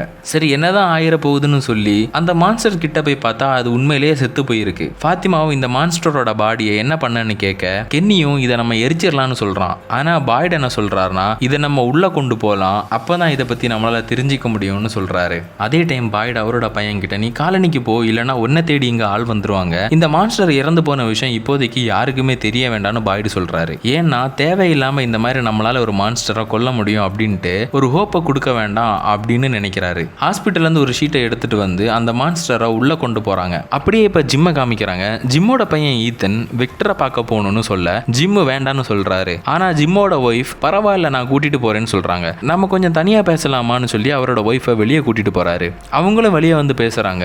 ஜிம் என்ன சொல்றாருன்னா விக்டர் லைட்டா ஃப்ரீக் போல கன்னெல்லாம் வச்சிருக்காரு, நம்ம பையன் அவன் கூட பேசுறது எனக்கு பிடிக்கலன்னு சொல்றாரு. உடனே ஜிம்மோட ஒய்ஃபும் நீங்க சொல்ற அந்த ஃப்ரீக் தான் நம்ம பொண்ணை காலனில இருந்து காப்பாத்தினாரு, அதே ஃப்ரீக் தான் என்னையும் அந்த குகையில இருந்து காப்பாத்தினாருன்னு சொல்லி கடுப்பாகி உள்ள போயிடுறாங்க. ஜிம்மும் வெளியே நிக்கிறப்ப அங்க ஒரு ட்ரோன் பறந்து போகுது.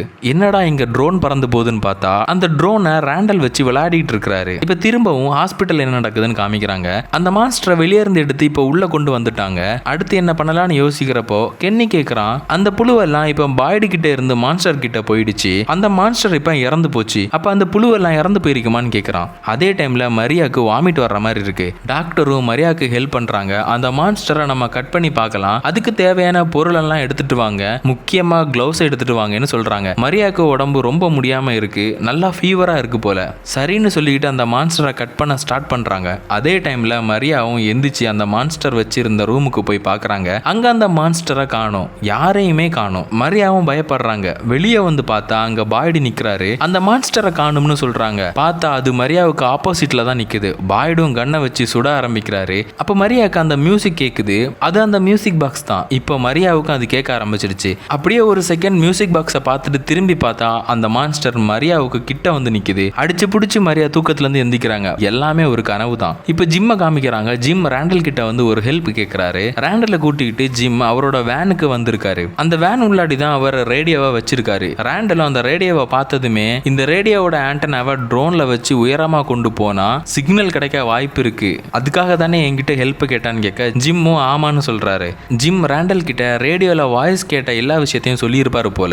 அப்ப ரேண்டல் கேட்கிறாரு இது எல்லாமே ஒரு எக்ஸ்பெரிமெண்ட்னு நீங்க நினைக்கிறீங்க, எனக்கும் அப்படிதான் தோணுது, நம்ம கூடவே இந்த எக்ஸ்பெரிமெண்ட்டுக்கு ஹெல்ப் பண்ற ஆட்கள் இருக்கிறாங்களோன்னு எனக்கு தோணுதுன்னு சொல்ல ஜிம்மும் மேபி இருக்கலாம்னு யோசிக்கிறாரு. அதே டைம்ல டோனாவை காமிக்கிறாங்க. அவங்க சாப்பாடு பொருட்கள் விளைய வைக்கிற இடத்துல நிக்கிறாங்க. அங்க ஃபாத்திமா வந்து நான் பிரெக்னண்டா இருக்கேன்னு சொல்ல டோனா சந்தோஷப்படுறாங்க. பாய்டோட பையன் கிட்ட சொன்னியான்னு கேட்க ஃபாத்திமாவும் இல்ல இன்னும் சொல்லலன்னு சொல்றா. பட் டோனா எனக்கு குழந்தையே பிறக்காதுன்னு சொல்லி இருந்தாங்க, ஆனா இப்போ ஒரு கரு உண்டாகி இருக்கு, எனக்கு பயமா இருக்கு, இது இந்த இடம் என்ன டார்ச்சர் பண்றதுக்காக வேண்டி பண்ணுதோன்னு தோணுதுன்னு சொல்ல டோனாவும் இல்ல அப்படி இல்ல, நம்ம இங்க இருக்கிற நிறைய இம்பாசிபிளான விஷயங்களை பார்த்துட்டே இருந்ததுனால இப்போ உன்னோட பிரெக்னன்சியையும் நீ அப்படி பார்க்க ஆரம்பிச்சிட்ட, நீ பயப்படாத எல்லாமே நல்லபடியா நடக்கும்னு சொல்லி அனுப்புறாங்க. இப்போ பார்ல ஜேட காமிக்கிறாங்க. அங்க ஜிம்மோட ஒய்ஃப் வந்திருக்காங்க. ஜேடும் பார்டெண்டர் இல்லாததுனால இப்போ அந்த பார்ல ஆல்கஹால் தயாரிக்க ட்ரை பண்றாரு. அப்ப ஜிம்மோட ஒய்ஃப் ஜேடு கிட்ட நான் காட்டுக்குள்ள கீழே விழுந்து உருண்டுகிட்டு இருந்தேன், ஆனா நீ அதை பத்தி எதுவுமே கேட்கலன்னு சொல்ல ஜேடும் நானும் அதே மாதிரி எக்ஸ்பீரியன்ஸ் பண்ணியிருக்கேன், என் கண்ணுக்கு ஒரு சிவில் வார் சோல்ஜர் என்ன சுட வர்ற மாதிரி இருந்தது, அதே மாதிரி ஒரு பேஸ் பேஸ்மெண்ட் உள்ளாடி ஒரு சோல்ஜர் பெரிய கல்லால நசுங்கி கிடந்தாரு. அப்புறம் கொஞ்சம் சிம்பிள்ஸ் தெரிய ஆரம்பிச்சது. அப்புறம் இந்த கிறிஸ்டோபர் கூட அடிக்கடி என் கண்ணுக்கு தெரிகிறாருன்னு சொல்ல கிறிஸ்டோபரானு ஜிம்மோட ஒய்ஃப் கேட்குறாங்க. ஜேடும் ஓ உனக்கு தெரியாதுலன்னு சொல்லி அந்த போட்டோவை காமிக்கிறாரு. இவர் தான் கிறிஸ்டோபர், இவரோட டைரி தான் என்கிட்ட இருக்கு. இந்த போட்டோல விக்டர் சின்ன பையனா இருக்கான் பாத்தியான்னு சொல்ல ஆமா இது விக்டர் தான் சொல்றாங்க. ஜேடும் சரி உன் கண்ணுக்கு என்னெல்லாம் தெரியுதுன்னு கேட்க ஜிம்மோட ஒய்ஃபும் என்னோட கண்ணுக்கு குழந்தைங்க தெரியுறாங்க, அதுவும் ரொம்ப கோரமான குழந்தைங்க தெரியுறாங்கன்னு சொல்றாங்க. எல்லாம் பேசி முடிஞ்சு ஜிம்மோட ஒய்ஃப் வீட்டுக்கு போக போறாங்க. அப்ப அந்த டைரிய பாத்துறாங்க. இந்த சிம்பிளா உனக்கு தெரியுதுன்னு ஜேடு கிட்ட கேக்குறாங்க. ஜேடும் ஆமா அதுதான் அடிக்கடி தெரியுதுன்னு சொல்ல ஜிம்மோட ஒய்ஃபும் இந்த சிம்பிளை நான் பாத்திருக்கேன்னு சொல்றாங்க. ஜேடும் உன் கண்ணுக்கும் இந்த சிம்பிள் தெரிஞ்சிருக்கான்னு கேட்க ஜிம்மோட ஒய்ஃப் இல்ல நாங்க இதை டனல்ல இருக்கிறப்போ பாத்திருக்கேன்னு சொல்றாங்க. ஜேடும் டனலா அது எங்க இருக்குன்னு கேக்குறாரு. இப்ப அப்படியே விக்டரையும் ஜிம்மோட பையனையும் காமிக்கிறாங்க. ரெண்டு பேரும் மரங்கள் மூவ் ஆகி இருக்கான்னு பாக்குறாங்க. லைட்டா மூவ் ஆகி இருக்கு. விக்டரும் இங்க இருக்கிற மரத்துல இருக்கிற இலைகள் எல்லாமே காஞ்சி விழ ஆரம்பிக்குது, அது ரொம்பவே பேடுன்னு சொல்றாரு. அப்ப ஈத்தனும் அது எல்லா வருஷமுமே இலைகள் விழதானே செய்யும்னு சொல்ல விக்டர் இங்க அப்படி இல்ல, இங்க ஏதாவது ஒரு சேஞ்ச் நடந்ததுன்னா அது ரொம்பவே கெட்டதுன்னு சொல்றாரு. திரும்பவும் ஹாஸ்பிட்டல்ல காமிக்கிறாங்க. அந்த மான்ஸ்டரை கட் பண்ணி பிரிச்சு போட்டுருக்காங்க. அந்த மான்ஸ்டரை பார்த்தா டாக்டர் ஷாக் ஆகுறாங்க. ஏன்னா மனுஷ உடம்பு மாதிரியே இருக்கு, ஹார்ட் லங்ஸ் லிவர் எல்லாமே இருக்குது, ஆனா எல்லாமே வறண்டு சுருங்கி போய் இருக்கு. மேபி அந்த புழுவெல்லாம் உள்ள போனதுனால இப்படி ஆகிருக்குமோ என்னமோ தெரியல. டாக்டரும் கடுப்பாகிறாங்க. எதுவுமே கிடைக்காத விரக்தியில நைஃபை வச்சு மான்ஸ்டரோட உடம்புல குத்த அப்ப மஞ்சள் கலர்ல ஏதோ ஒரு லிக்விட் வெளியே வருது. அதை கலெக்ட் பண்ணி வச்சுக்கிறாங்க. எதுவுமே இல்லாததுக்கு இது எவ்வளவோ பெட்டர்னு. இப்ப அப்படியே டவுன்ல ஒரு ஸ்விம்மிங் பூல் கிட்ட ஜூலியும் அந்த புது பையன் எல்ஜினும் பேசிக்கிட்டு இருக்காங்க. இவங்க ரெண்டு பேரும் இப்ப நல்ல ஃப்ரெண்ட்ஸ் ஆகிட்டாங்க. எல்ஜின் சொல்றான் பாய்ட் அந்த மான்ஸ்டர்ல ஒன்ன கொன்னுட்டாரு, அவர் வெளியே போய் என்னமோ பண்ணாரு, அப்புறம் அந்த மான்ஸ்டர் இறந்து போச்சுன்னு. ஜூலியும் அது எப்படின்னு கேட்கறா. எல்ஜினும் அது தெரியல, ஆனா கன்ஃபார்மா தெரியும் அது இறந்து போச்சுன்னு. சரி இந்த விஷயத்தை பத்தி யார்கிட்டையும் சொல்லாத, உன் அம்மா அப்பா கிட்ட கூட சொல்லாதேன்னு சொல்ல ஜூலியும் சரின்னு சொல்றா. எல்ஜினும் எனக்கு பஸ்ல இருக்கும்போது ஒரு ட்ரீம் வந்ததுல்ல, அதுல இருந்தே நான் டிஸ்டர்பா இருக்கேன், ஒரு அமைதியாவே இல்லைன்னு சொல்ல ஜூலியும் அதுக்கு என்கிட்ட ஒரு ட்ரிக் இருக்கு, பாத் டப் நிறைய தண்ணியை ஃபில் பண்ணி வச்சு அது உள்ள காது முங்குற அளவுக்கு இருக்கும்போது ஒரு அமைதியா இருக்கும், ட்ரை பண்ணி பாருன்னு சொல்ல எல்ஜினும் ஓகேன்னு சொல்றான். அப்படியே இப்ப திரும்ப மரியாவை காமிக்கிறாங்க. டாக்டரும் மரியாவை பாத்துக்கிறாங்க. அதே டைம்ல பாய்டும் அந்த லிக்விடை எடுத்து வச்சிட்டு இருக்காரு. அந்த இடத்துக்கு கென்னி வந்து இந்த லிக்விடை எப்படி அந்த மான்ஸ்டர் மேல இன்ஜெக்ட் பண்ண போறோம்னு கேட்க பாய்டும் அதை பத்தி தான் யோசிச்சுட்டு இருக்கேன்னு சொல்றாரு. கூடவே நீ திரும்பவும் டெபுட்டி ஷெரீஃபா இருக்க விரும்புறியான்னு கேட்க கென்னி நான் வீட்டுக்கு போறேன்னு சொல்லிட்டு போறாரு. காலனில எல்ஜின் ஜூலி சொன்ன மாதிரி பாத் டப்ல தண்ணியை ஃபில் பண்ணி அதுக்குள்ள போய் படுக்கிறப்ப அங்க அந்த மியூசிக் பாக்ஸ் இருக்குது, மியூசிக்கும் ஓடுது. டக்குன்னு ஒரு கை வந்து அவனை தண்ணிக்குள்ள அமுக்குது. எல்ஜினும் தண்ணிக்குள்ள இருந்தே கண்ணை திறந்து பார்த்தா அது ஒரு பேய் மம்மி போல இருக்கு, அது அவனை தண்ணிக்குள்ளேயே வச்சு கொல்ல பாக்குது. அப்படியே சீனை கட் பண்ணி அடுத்த நாள் கென்னியை காமிக்கிறாங்க. கென்னி அவன் அம்மா கூட பேசிட்டு இருக்கிறான். அப்ப அங்க இருக்கிற போன்ல ரிங் அடிக்குது. இதுக்கு முன்னாடி இப்படி போன் எல்லாம் வந்ததே இல்ல. எடுத்து காதுல வச்சா யாரோ என்னமோ சொல்லிட்டு இருக்காங்க. அவங்க என்ன சொல்றாங்க அப்படின்னா they touch, they break, they steal, no one here is free, here they come for 3 அப்படின்னு திரும்ப திரும்ப கேக்குது. கென்னியும் கடுப்பாகி வச்சிடறான். கென்னியோட அம்மாவும் யாருன்னு கேட்க யாருமே இல்லைன்னு சொல்றான். அப்ப கென்னியோட அம்மா சமைச்சுக்கிட்டு இருந்த பாத்திரத்துக்குள்ளாடி ஏதோ சவுண்டு கேக்குது. என்னன்னு போய் பார்த்தா அங்க நிறைய பூச்சி இருக்குது. அந்த பூச்சியில ஒண்ணு கென்னியோட கையில வந்து உட்காருது. கென்னியும் கத்துறான். கென்னியோட அம்மா கென்னிய தூக்கத்துல இருந்து எழுப்பிக்கிட்டு இருக்காங்க. கென்னிக்கு இவ்வளவு நேரமா வந்தது ஒரு கனவு. கென்னி எந்திரிச்சதுமே அவன் கையில பாக்குறான். அவன் கையில அந்த பூச்சி உட்கார்ந்த தடம் இருக்குது. அப்ப இதெல்லாம் கனவு இல்லையோ? சரி இப்ப ரேண்டலையும் ஜிம்மையும் காமிக்கிறாங்க. அவங்க அந்த ட்ரோன்ல ஆண்டனாவை கட்டி உயரமா கொண்டு போக ட்ரை பண்றாங்க. பட் முடியல. ஏன்னா அந்த ட்ரோனால அவ்வளவு தூரம் ஒசரமா போக முடியல. சரின்னு சொல்லிக்கிட்டு அடுத்து என்ன பண்ணலாம்னு கேட்க ரேண்டலும் ஜிம் கிட்ட இது எல்லாமே ஒரு எக்ஸ்பெரிமெண்ட்னு நினைக்கிறீங்க, எப்பயாச்சும் யாராவது சாகிறத பார்த்திருக்கீங்களான்னு கேட்க ஜிம்மும் இல்ல, எல்லாருமே இறந்ததுக்கு அப்புறம் மார்னிங் தான் போய் பார்ப்போம்னு சொல்றாரு. ரேண்டலும் கரெக்ட், நைட் அந்த மான்ஸ்டர்ஸ் யாரையும் கொல்றத நம்ம பார்த்ததே இல்ல, ஆனா மார்னிங் போய் பார்த்தா மட்டும் அவங்களோட உடம்பு கிடக்குது. வீடு உடஞ்சு போய் நீங்க மாட்டி கிடந்தப்போ அந்த பார்டெண்டர் இறந்து போனதை நீங்க பாத்தீங்களான்னு கேட்க ஜிம்மும் இல்ல நான் பார்க்கல, ஜஸ்ட் சவுண்டு மட்டும் தான் கேட்டேன்னு சொல்றாரு. ரேண்டலும் இது எல்லாமே ஒரு ஷோன்னு நினைக்கிறேன், இங்க இருக்கிற ரூல்ஸ் எல்லாம் போட்டது நம்ம இல்ல, டோனாவும் பாய்டும் தான், சோ அவங்களும் இந்த எக்ஸ்பெரிமெண்ட்டுக்கு ஹெல்ப் பண்றாங்க போல, இதை நம்ம சீக்கிரமா கண்டுபிடிக்கணும்னு சொல்றாரு. இப்ப சாராவை காமிக்கிறாங்க. அவ பாய்டு கிட்ட வந்து நான் காட்டுக்குள்ள போறேன், அந்த சிம்பிள் போட்ட கல்லை கொடுங்க, நான் போய் ஆன்சர் ஆன்சர் கண்டுபிடிக்கிறேன்னு சொல்றா. பாய்டும் சாரா கிட்ட, வேண்டாம் சாரா, நம்ம எவ்வளவுதான் காட்டுக்குள்ள போனாலும் நம்மள திரும்பவும் இங்கேயே தான் கொண்டு விடும், அதனால அந்த மாதிரிப்பட்ட எதையும் பண்ண வேண்டாம்னு சொல்ல, சாராவும் இங்க இருக்கிற மக்களுக்கு நான் ஒரு கொலைகாரி, நான் இங்க இருக்கிறத அவங்க விரும்பல, நான் போறேன்னு சொல்றா. பாய்டும் இப்பதான் புரியுது, நீ ஆன்சர்ஸை கண்டுபிடிக்க போகல, இங்கிருந்து போகணும், அதனால இப்படி எல்லாம் சொல்ற, இந்த விஷயத்த நான் ஃபிக்ஸ் பண்றேன்னு சொல்லிக்கிட்டு பாய்டு அங்கிருந்து கிளம்புறாரு. அதே டைம்ல ஜேடும் ஜிம்மோட ஒய்ஃபும் அந்த டனல் கிட்ட வந்திருக்காங்க. ஜேட் கிட்ட ஜிம்மோட ஒய்ஃப் இங்க தான் அந்த சிம்பிள்ஸை பார்த்தேன்னு சொல்றாங்க. ஜேடு நம்ம உள்ள போய் பார்க்கலாம்னு சொல்றாரு. ஜிம்மோட ஒய்ஃபும் வாய்ப்பே இல்ல, நான் வரமாட்டேன்னு சொல்றாங்க. ஜேட் கேக்குறாரு, ஆமா விக்டரும் உன் கூட தானே இருந்தான், அவன் இந்த சிம்பிள்ஸை பார்க்கலையான்னு கேட்க, ஜிம்மோட ஒய்ஃபும் விக்டர் தான் எனக்கே அதை காமிச்சு தந்தான்னு சொல்றாங்க. ஜேடும் கடுப்பாகிறாரு. நேத்து கேட்டப்ப விக்டர் எல்லாத்தையுமே சொல்லிட்டேன்னு சொன்னாரு, ஆனா முக்கியமானதை சொல்லாம விட்டுட்டாருன்னு சொல்லி கத்துறாரு. விக்டர் இப்ப ஜிம்மோட பையனை பார்க்க வந்திருக்காரு. விக்டர் ஈத்தன் கிட்ட அவர் சின்ன வயசுல யூஸ் பண்ண கோட்டை கொடுக்கறாரு. இங்க நல்லா கோல்டா இருக்கு, இது உனக்கு தேவைப்படும்னு சொல்லி கொடுக்கறாரு. அப்ப ஈத்தன், நாங்க கென்னியோட அம்மாவோட ஹோட்டலுக்கு போறோம், அவங்களுக்கு ஹெல்ப் பண்ண போறோம், விக்டர் நீங்களும் வரீங்களான்னு கேட்க, விக்டரும் ஓகேன்னு சொல்லி அவங்க கூட போறாரு. அந்த ஹோட்டல்ல கென்னியோட அம்மாவுக்கு ஹெல்ப் பண்ணிட்டு இருக்கிறப்ப ஈத்தனுக்கு விக்டரோட கோட்ல இருந்து ஒரு டாய் கிடைக்குது. அது என்னன்னு விக்டர் கிட்டயே போய் கேட்கிறப்ப அந்த டாயை பார்த்ததுமே விக்டருக்கு அவரோட அம்மாவோட ஞாபகம் வருது. கடைசியா விக்டரோட அம்மா அவர்கிட்ட கொஞ்சம் கிரையான்ஸையும் இந்த டாயையும் கொடுத்துட்டு போயிருப்பாங்க. அதுக்கப்புறம் அவங்க இறந்து போயிருப்பாங்க. இதெல்லாம் பத்தி யோசிச்சுக்கிட்டே இருக்கிறப்ப அந்த இடத்துக்கு ஜேடு வந்து விக்டர் கிட்ட கத்துறாரு, உனக்காக நான் வயலின் வாசிச்சேனே, எனக்கு நீ அந்த சிம்பிள்ஸை பத்தி ஃபுல்லா சொல்லுவேன்னு சொன்னேன், ஆனா நீ முக்கியமான எதையுமே சொல்லலன்னு கத்துறாரு. விக்டர் அங்க இருந்து வெளியே ஓடி போயிடுறாரு. ஜேடும் பின்னாடியே கத்திக்கிட்டே போறாரு. விக்டர் கிட்ட ஏன் அந்த சிம்பிள்ஸை டனல்ல பார்த்த விஷயத்த சொல்லலன்னு கேட்க, விக்டர் அது இம்பார்ட்டன்ட் இல்லைன்னு சொல்றாரு. ஜேடும் உனக்கு வீட்டுக்கு போக வேண்டாமான்னு கேட்க, விக்டரும் இதுதான் என்னோட வீடுன்னு சொல்லிக்கிட்டு அங்கிருந்து கிளம்பிடுறாரு. ஜிம்மோட ஒய்ஃபும் ஜேட திட்டிக்கிட்டு அங்கிருந்து விக்டர் பின்னாடியே போறாங்க. இப்ப பாய்ட்டு டோனாவை பார்க்க வந்திருக்காரு. டோனா கிட்ட சாரா தங்குறதுக்கு ஏதாவது வழி பண்ண முடியுமான்னு கேட்க, டோனாவும் அதெல்லாம் பார்த்துக்கலாம், இங்க அதை விட பெரிய சம்பவம் எல்லாம் நடக்குது, அந்த புது பையன் எல்ஜின் நேத்து ஏதோ ஒரு கனவு கண்டு தண்ணியில முங்கிட்டான்னு சொல்ல, பாய்டும் எல்ஜினை வந்து பாக்குறாரு. எல்ஜினும் ஒரு பேய் என்னோட கனவுல வந்து என்னை தண்ணியில முக்கிற மாதிரி பார்த்தேன், அப்புறம் கண்ணை முழிச்சு பார்த்தா ஹாஸ்பிட்டல்ல தண்ணியை கக்கிக்கிட்டு இருந்தேன்னு சொல்றான். பாய்டும் எல்ஜின் கிட்ட அந்த மான்ஸ்டரை கொன்னதை பத்தி நீ யாருக்கிட்டையாவது சொன்னியான்னு கேட்க, எல்ஜினும் இல்லைன்னு சொல்றான். அப்ப பாய்டு அந்த மான்ஸ்டர் கிட்ட இருந்து எடுத்த அந்த லிக்விடை காமிச்சு, இந்த லிக்விடை நம்ம அந்த மான்ஸ்டர்ஸ் கிட்ட மாட்டாம அதோட உடம்புல இன்ஜெக்ட் பண்ணணும், அதை தான் யோசிச்சுட்டு இருக்கேன்னு சொல்ல, எல்ஜினும் அதான் உங்ககிட்ட கன் இருக்குல்ல, புல்லட்ல இந்த லிக்விடை தடவி சுடுங்க, வேலை முடிஞ்சிச்சுன்னு சொல்றான். பாய்டுக்கும் இது நல்ல ஐடியாவா தோணுது. இப்ப ஜிம்மையும் ரேண்டலையும் காமிக்கிறாங்க. அவங்க ரெண்டு பேரும் இப்ப சர்ச்சுக்குள்ளாடி வந்திருக்காங்க. அவங்க என்ன நினைக்கிறாங்கன்னா, சாராவும் இந்த எக்ஸ்பெரிமெண்ட்ல ஹெல்ப் பண்ற ஒரு ஆளா இருப்பாளோ, மேபி சாராவோட பிரதர் நேத்தன் உண்மையிலே இறந்து போகாம நம்மள நம்ப வைக்கிறதுக்காக இறந்து போன மாதிரி காட்டி இருக்கலாம்னு நினைக்கிறாங்க. அப்ப ஜிம் சாரா கிட்ட மெல்ல பேச்சு கொடுக்க ஆரம்பிக்கிறாரு. அன்னைக்கு நேத்தனுக்கு நடந்த சம்பவத்தை பத்தி சொல்லுன்னு கேட்க, சாராவும் அதை பத்தி பேச விரும்பலன்னு சொல்றா. உடனே ரேண்டலும் உன் பிரதர் நேத்தன் உயிரோட தானே இருக்கான்னு கேட்க, சாராவும் கடுப்பாகிறா. அதே டைம்ல கரெக்டா டோனா உள்ள வந்துடுறாங்க. இதை பார்த்ததுமே ரேண்டல், ஓ கரெக்டா வந்துட்டீங்களேன்னு சொல்லி ரேண்டலும் ஜிம்மும் அங்க இருந்து போயிடுறாங்க. பாய்டு டோனா கிட்ட சாரா தங்க ஒரு இடம் வேணும், அவ தனியா இருக்கான்னு சொல்லி இருப்பார்ல, சோ அவளுக்கு போர் அடிக்காம இருக்க கொஞ்சம் துணியெல்லாம் ஸ்டிச் பண்ண வேண்டி இருக்கும், அதை தான் டோனா கொண்டு வந்து கொடுக்க வந்திருக்காங்க. வெளியே போன ரேண்டலும் ஜிம்மும் பேசிக்கிறாங்க. ஜிம் என்ன சொல்றாருன்னா, நம்ம அந்த மான்ஸ்டர்ஸை நைட் நேரத்துல அதுங்களுக்கே தெரியாம அதை வாட்ச் பண்ணலாம்னு சொல்ல,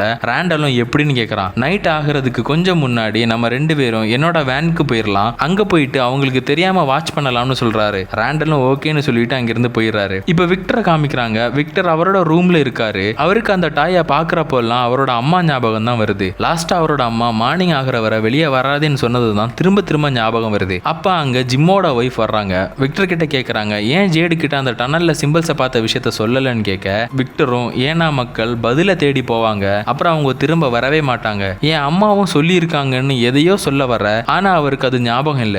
ஜிம்மோட ஒய்ஃப் கிட்ட எனக்கு எதுவுமே ஞாபகம் இல்ல, பட் நான் வரைஞ்ச பிக்சர்ஸை பார்த்தா ஞாபகம் வரும்னு சொல்ல, ஜிம்மோட ஒய்ஃபும் அந்த பிக்சர்ஸ் எல்லாம் என் வீடு உடஞ்சு விழுந்தப்போ எல்லாமே போயிட்டுன்னு சொல்றாங்க. விக்டரும் அந்த பிக்சர்ஸ்லாம் இல்ல, சில பிக்சர்ஸை நான் ஒளிச்சு வச்சுப்பேன், அந்த பிக்சர்ஸ் எல்லாம் எனக்கு திரும்ப பார்க்க விருப்பமே இல்லைன்னு சொல்ல, ஜிம்மோட ஒய்ஃபும் அது எங்க மறைச்சு வச்சிருக்க ஞாபகம் இருக்கான்னு கேட்க, ஆமான்னு விக்டரும் தலையாட்டுறாரு. இப்ப அப்படியே பாய்டை காமிக்கிறாங்க. பாய்டு கென்னியோட வீட்டுக்கு வந்திருக்காரு. கென்னியும் டோரை ஓபன் பண்றாரு. கென்னியோட கையில அந்த பூச்சி விழுந்து காயம் வந்திருக்கும்ல, அதை பார்த்ததுமே பாய்டு என்னாச்சுன்னு கேட்க, கென்னியும் தூக்கத்துல தெரியாம பட்டது ஒண்ணு இல்லைன்னு சொல்றாரு. பாய்டும் காலனிக்கு போயிருந்தேன், எல்ஜின் ஒரு ஐடியா சொன்னா, அந்த லிக்விடை புல்லட்ல முக்கி அந்த புல்லட்டை வச்சு மான்ஸ்டர்ஸ் மேல ஷூட் பண்ணலாம், சேஃபான டிஸ்டன்ஸ்லயும் நம்ம இருக்கலாம்னு சொன்னா, அது நல்ல ஐடியாவா எனக்கு தெரியுது, ட்ரை பண்ணலாம், இப்ப நான் ஹாஸ்பிட்டலுக்கு தான் போறேன், வரியான்னு கூப்பிட, கென்னியும் சரி வரேன்னு கூடவே போறான். ஹாஸ்பிட்டல்ல போய் பார்த்தா மரியாவுக்கு ரொம்பவே உடம்பு முடியல. மரியா அந்த மான்ஸ்டர்ஸ் வச்சிருக்கிற ரூம்ல ஏதோ சவுண்ட் கேக்குதுன்னு சொல்லி பயந்து போய் இருக்காங்க. அது என்னன்னு செக் பண்ண பாய்டும் கென்னியும் போறாங்க. அங்க போய் பார்த்தா ஏதோ கிராக் ஆகிற மாதிரிலாம் சவுண்ட் கேக்குது. உள்ள போய் பார்க்கறாங்க, அந்த மான்ஸ்டர்ஸ் மேல போட்டிருக்கிற துணி அசையுது. கென்னியும் பயப்படுறான். பாய்டு போய் அந்த துணியை நீக்கி பார்த்தா மான்ஸ்டரோட உடம்புல இப்போ நிறைய பூச்சி இருக்குது. நிறைய பூச்சி எல்லாம் சேர்ந்தா ஒரு சவுண்டு கேட்குமே, அதை போல பஸ்ஸிங் சவுண்டு போடுதுங்க. அப்படியே பாய்டு கென்னி எல்லாருமே மேலே வந்து பேசுறாங்க. கென்னியும் இதைத்தான் நான் கனவுல பார்த்தேன். கனவுல எனக்கு ஒரு ஃபோன் வந்துச்சு. அந்த ஃபோனை கட் பண்ணிட்டு பார்க்குறப்போ ஏதோ ஒரு பஸ்ஸிங் சவுண்டு கேட்டது. போய் பக்கத்தில் போய் பார்த்தா ஒரு பாத்திரத்தில் எங்க அம்மா இதுங்களை எல்லாத்தையும் குக் பண்ணிட்டு இருந்தாங்க. அதே டைம்ல மியூசிக் பாக்ஸ்ல இருந்து ஒரு மியூசிக் பிளே ஆகிட்டு இருந்தது. குக் ஆகிட்டு இருந்த இந்த பூச்சியில ஒன்று என் கையில வந்து விழுந்தது. அப்படி விழுந்ததுக்கு அப்புறமா தான் இந்த காயம் எனக்கு வந்ததுன்னு சொல்ல டாக்டரும் இதே மாதிரி தான் எல்ஜினுக்கும் ஆச்சு. பாத்டப்ல இருக்கிறப்ப ஒரு கனவை பார்த்துருக்கான். அதுல ஒரு பேய் வந்து அவனை தண்ணிக்குள்ள முங்க வச்சிருக்கு. ஆனா கண்ணை திறந்து பார்க்கறப்போ உண்மையிலேயே தண்ணியில மூழ்கி இருந்திருக்கான்னு சொல்ல மரியாவும் இங்க இருக்கிற கொடுமை போதாதுன்னு இப்ப நம்ம ட்ரீம்ல நடக்கிற வழியெல்லாம் உண்மையிலேயே உணர முடியுமான்னு சொல்லி உடஞ்சு போய் அலறாங்க. டாக்டரும் மரியாவை சமாதானப்படுத்துறாங்க. டோனாவும் ஹாஸ்பிட்டலுக்கு வந்திருக்காங்க. டோனாவை கூட்டிக்கிட்டு அந்த மான்ஸ்டர் இருக்கிற ரூமுக்கு வெளியே நின்று பாய்டு சொல்றாரு, அந்த மான்ஸ்டர்ல ஒன்னு கொன்னுட்டோம், அது உள்ளதான் இருக்குதுன்னு. அதுக்கு டோனா கத்துறாங்க, என்கிட்ட எதுவுமே சொல்லாம எல்லாத்தையுமே நீங்க பண்ணிடுறீங்கன்னு சொல்லி.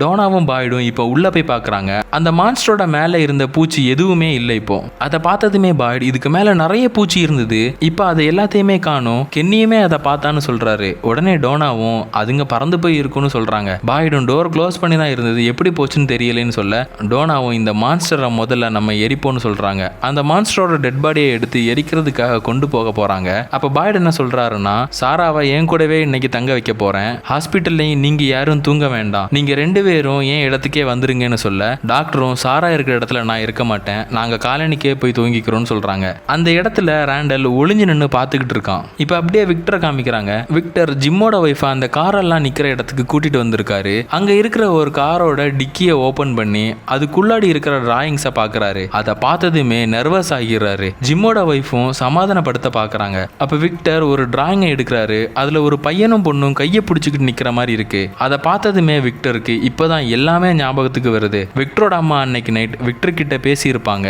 அங்க கூடவே விக்டரோட சிஸ்டரும் இருந்திருப்பா. விக்டரோட சிஸ்டர் கிட்ட தான் அந்த டாயை கொடுத்திருப்பாங்க. விக்டரோட அம்மா வெளியே போனதுமே விக்டரோட சிஸ்டரும் பின்னாடியே போயிருப்பாங்க. அப்படி விக்டரோட சிஸ்டர் போறப்ப அந்த டாயை கீழே போட்டுட்டு போயிருந்திருப்பாங்க. அதை தான் விக்டர் எடுத்து வச்சிருப்பாரு. இதெல்லாம் ஞாபகத்துக்கு வந்ததுமே விக்டர் உடஞ்சு அழ ஆரம்பிக்கிறாரு. அதே டைம்ல ராண்டலை காமிக்கிறாங்க. அவர் டோனா கிட்ட வந்து சோரி சொல்றாரு, நான் கொஞ்சம் ஓவரா தான் பண்ணிட்டேன், நீங்க சொன்னதை கேட்டிருக்கணும், சோரின்னு சொல்றாரு. ஆனா ராண்டலோட ஃபேஸ்ல ஒரு வில்லத்தனம் தெரியுது. அப்படியே இந்த பக்கம் காமிக்கிறாங்க. பாய்டும் கென்னியும் அந்த மான்ஸ்டரோட பாடியை எரிச்சுக்கிட்டு இருக்காங்க. அப்ப கென்னி பாய்டு கிட்ட சொல்றான், முன்னாடி எல்லாம் நம்மள பயமுறுத்துறதுக்காக மான்ஸ்டர்ஸ் நேர்லயே வந்தது, இப்ப கனவுல ஏதோ ஒண்ணு நம்மள கொல்ல பாக்குது, இது ரொம்ப மோசமாயிட்டே இருக்குன்னு சொல்றாரு. அப்படியே விக்டரை திரும்பவும் காமிக்கிறாங்க. கொஞ்ச நேரத்திலே விக்டரை ஜிம்மோட ஒய்ஃப் சமாதானப்படுத்திடுறாங்க. விக்டரோட சிஸ்டர் வரைஞ்ச டிராயிங்ஸ் எல்லாத்தையுமே ஜிம்மோட ஒய்ஃப் பார்த்துட்டு இருக்காங்க. அப்ப விக்டரும் நான் தான் என் சிஸ்டரை ப்ரொடெக்ட் பண்ணியிருக்கணும், நானே அவளை போக விட்டுட்டேன்னு சொல்லி விக்டர் வருத்தப்படுறாரு. ஜிம்மோட ஒய்ஃபும் விக்டர் நீ அப்போ ஒரு சின்ன பையன், அதனால அதை பத்திலாம் நினைச்சு ஒரி பண்ணாதேன்னு சொல்றாங்க. விக்டரோட சிஸ்டர் வரைஞ்ச ஒரு டிராயிங்கை எடுத்து இது என்னன்னு கேட்க விக்டரும் இது என் சிஸ்டர் வரைஞ்சது, அவ என்ன சொன்னான்னா இந்த டவருக்கு தான் என் அம்மா போனாங்க, அங்க மாட்டிக்கிட்டு இருந்த குழந்தைய காப்பாத்துறதுக்காக போனாங்க, அன்னைக்கு நைட்டு தான் எல்லாமே ஸ்டார்ட் ஆச்சுன்னு சொல்றாரு. ஜிம்மோட ஒய்ஃபும் அந்த பிக்சரையே பார்த்துக்கிட்டு இருக்காங்க. இப்ப ஹோட்டல்ல எல்லா ஒர்க்கையும் முடிச்சுட்டு ஜிம்மோட பையனும் பொண்ணும் வெளியே வர்றாங்க. அப்ப கின்னியும் பாய்டும் அந்த மான்ஸ்டரை எரிச்சுக்கிட்டு அந்த வழியாவே வர்றாங்க. அப்ப சாரா முன்னாடி அவளோட பிரதரோட தங்கி இருந்த வீட்டுல ஹெல்ப்னு கேக்குது. அதே டைம்ல அங்க நிறைய பூச்சியோட பஸ்ஸிங் சவுண்டுமே கேக்குது. அந்த வீட்டுல இருந்து ரெஜின்னு ஒருத்தன் வெளியே வர்றான். அவன் ரொம்பவே பயந்து போயிருக்கான். அவனோட ட்ரெஸ் ஃபுல்லாவுமே பிளட்டா இருக்கு. அங்கேயே கட் பண்ணி ஜிம்ம காமிக்கிறாங்க. ஜிம் ராண்டல் கிட்ட சொல்லி இருப்பார்ல நம்ம நைட் வேன் கிட்ட மீட் பண்ணலாம்னு. இப்ப ஜிம் அவரோட வேன் கிட்ட வந்து பார்த்தா டோனாவோட வேன் நிக்குது. டோனாவோட வேன் எப்படி இங்க வந்து யோசிக்கிறப்ப அங்க ராண்டல் டோனாவை ஒரு மரத்துல கட்டி போட்டு இருக்கிறாரு. ஜிம்மும் என்னடா நடக்குதுன்னு பாக்குறாரு. இப்ப பாய்டு அந்த வீட்டுக்குள்ள போய் பாக்குறாரு. அங்க போய் பார்த்தா ரெஜியோட ஒய்ஃப் இறந்து போய் கிடக்குறாங்க. அதுவும் ரொம்ப கொடூரமா, எப்படி மான்ஸ்டர்ஸ் கிழிச்சு செதைச்சு போடுமோ அதே மாதிரி. ரெஜி என்ன சொல்றான்னா அவ தூங்குறேன்னு சொல்லிக்கிட்டு வந்து படுத்தா கொஞ்ச நேரத்திலேயே ஏதோ சவுண்டு கேக்குதுன்னு வந்து பார்த்தா அவ எதையோ திரும்ப திரும்ப சொல்லிக்கிட்டு இருந்தா. அப்படியே முறுக்கிக்கிட்டு வெடிச்சு இந்த மாதிரி ஆயிட்டான்னு சொல்ல பாய்டும் அவ எதையோ சொல்லிக்கிட்டு இருந்தான்னு சொன்னல அது என்னன்னு கேட்க ரெஜியும் they touch, they break, they steal.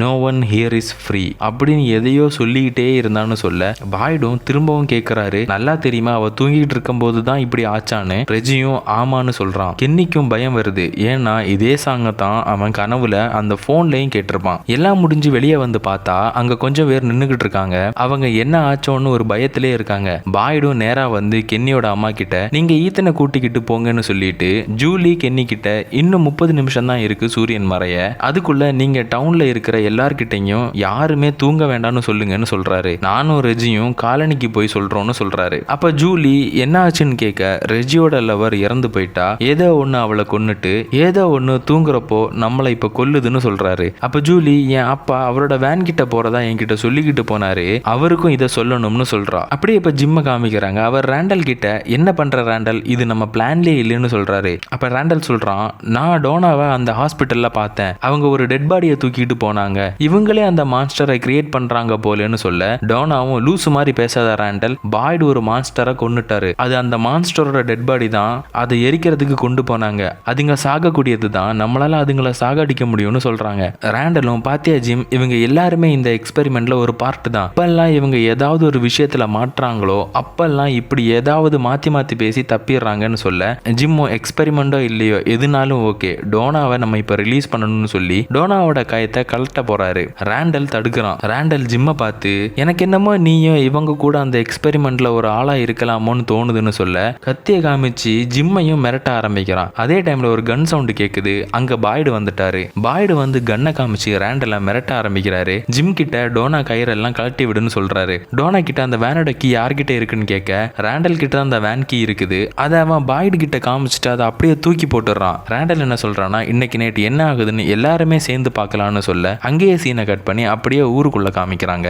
அந்த பூச்சியோட பஸ்ஸிங் சவுண்டு தான் அதிகமா கேக்குது. கென்னியோட வீட்டுல ஜேட், ஜிம்மோட ஒய்ஃப், அப்புறம் விக்டர் எல்லாருமே இருக்கிறாங்க. எல்லார்கிட்டையும் சொல்லிட்டாங்க இன்னைக்கு நைட்டு தூங்க கூடாதுன்னு. ஈத்தனும் அப்பா இன்னுமா வரலன்னு கேட்க ஜிம்மோட ஒய்ஃபும் அப்பாவுக்கு ஒன்றும் ஆகாது, பாய்ட் கூட இருக்கிறாருன்னு சொல்லி சமாதானப்படுத்துறாங்க. அப்படியே சாராவையும் கென்னியையும் காமிக்கிறாங்க. கென்னி இன்னுமே சாரா மேல கோவத்துல தான் இருக்கான். அப்ப சாரா கென்னி கிட்ட பேசுறா, நானும் பாய்டும் காட்டுக்குள்ள போனப்போ பாய்டு என்ன சொன்னாருன்னா, இந்த காடு நம்ம படுற கஷ்டங்களையும் வழிகளையும் தான் அதோட உணவா எடுத்துக்குது போல, ஆனா நான் நினைக்கிறேன் அதுக்கும் மேல இந்த காட்டுக்குள்ள ஏதோ இருக்குன்னு. ஏன் அப்படி சொல்றேன்னா, என்னோட பிரதருக்கு பூச்சின்னா பிடிக்காது, பூச்சிங்களை கண்டு அவன் ரொம்ப பயப்படுவான். நான் நினைக்கிறேன் இங்க இறந்து போறவங்களோட பயத்தை இந்த காடு தன்னோட ஒரு பகுதியாவே எடுத்துக்குதோன்னு. இப்ப அப்படியே காலனில காமிக்கிறாங்க. ரெஜி அங்க வந்து எல்லார்கிட்டையும் தூங்க வேண்டாம்னு பாய்டு சொன்னாரு, என் ஒய்ஃப் தூங்கி கிடந்தவ இறந்து போயிட்டான்னு சொல்ல எல்லாருமே தூங்காம இருக்கிறதுக்கு தயாராகிறாங்க. அப்ப அங்க டாக்டரும் மரியாவும் இருக்கிறாங்க. மரியாவுக்கு ரொம்பவே உடம்பு முடியாம இருக்கு. எல்லாரும் நர்வஸா இருக்காங்க.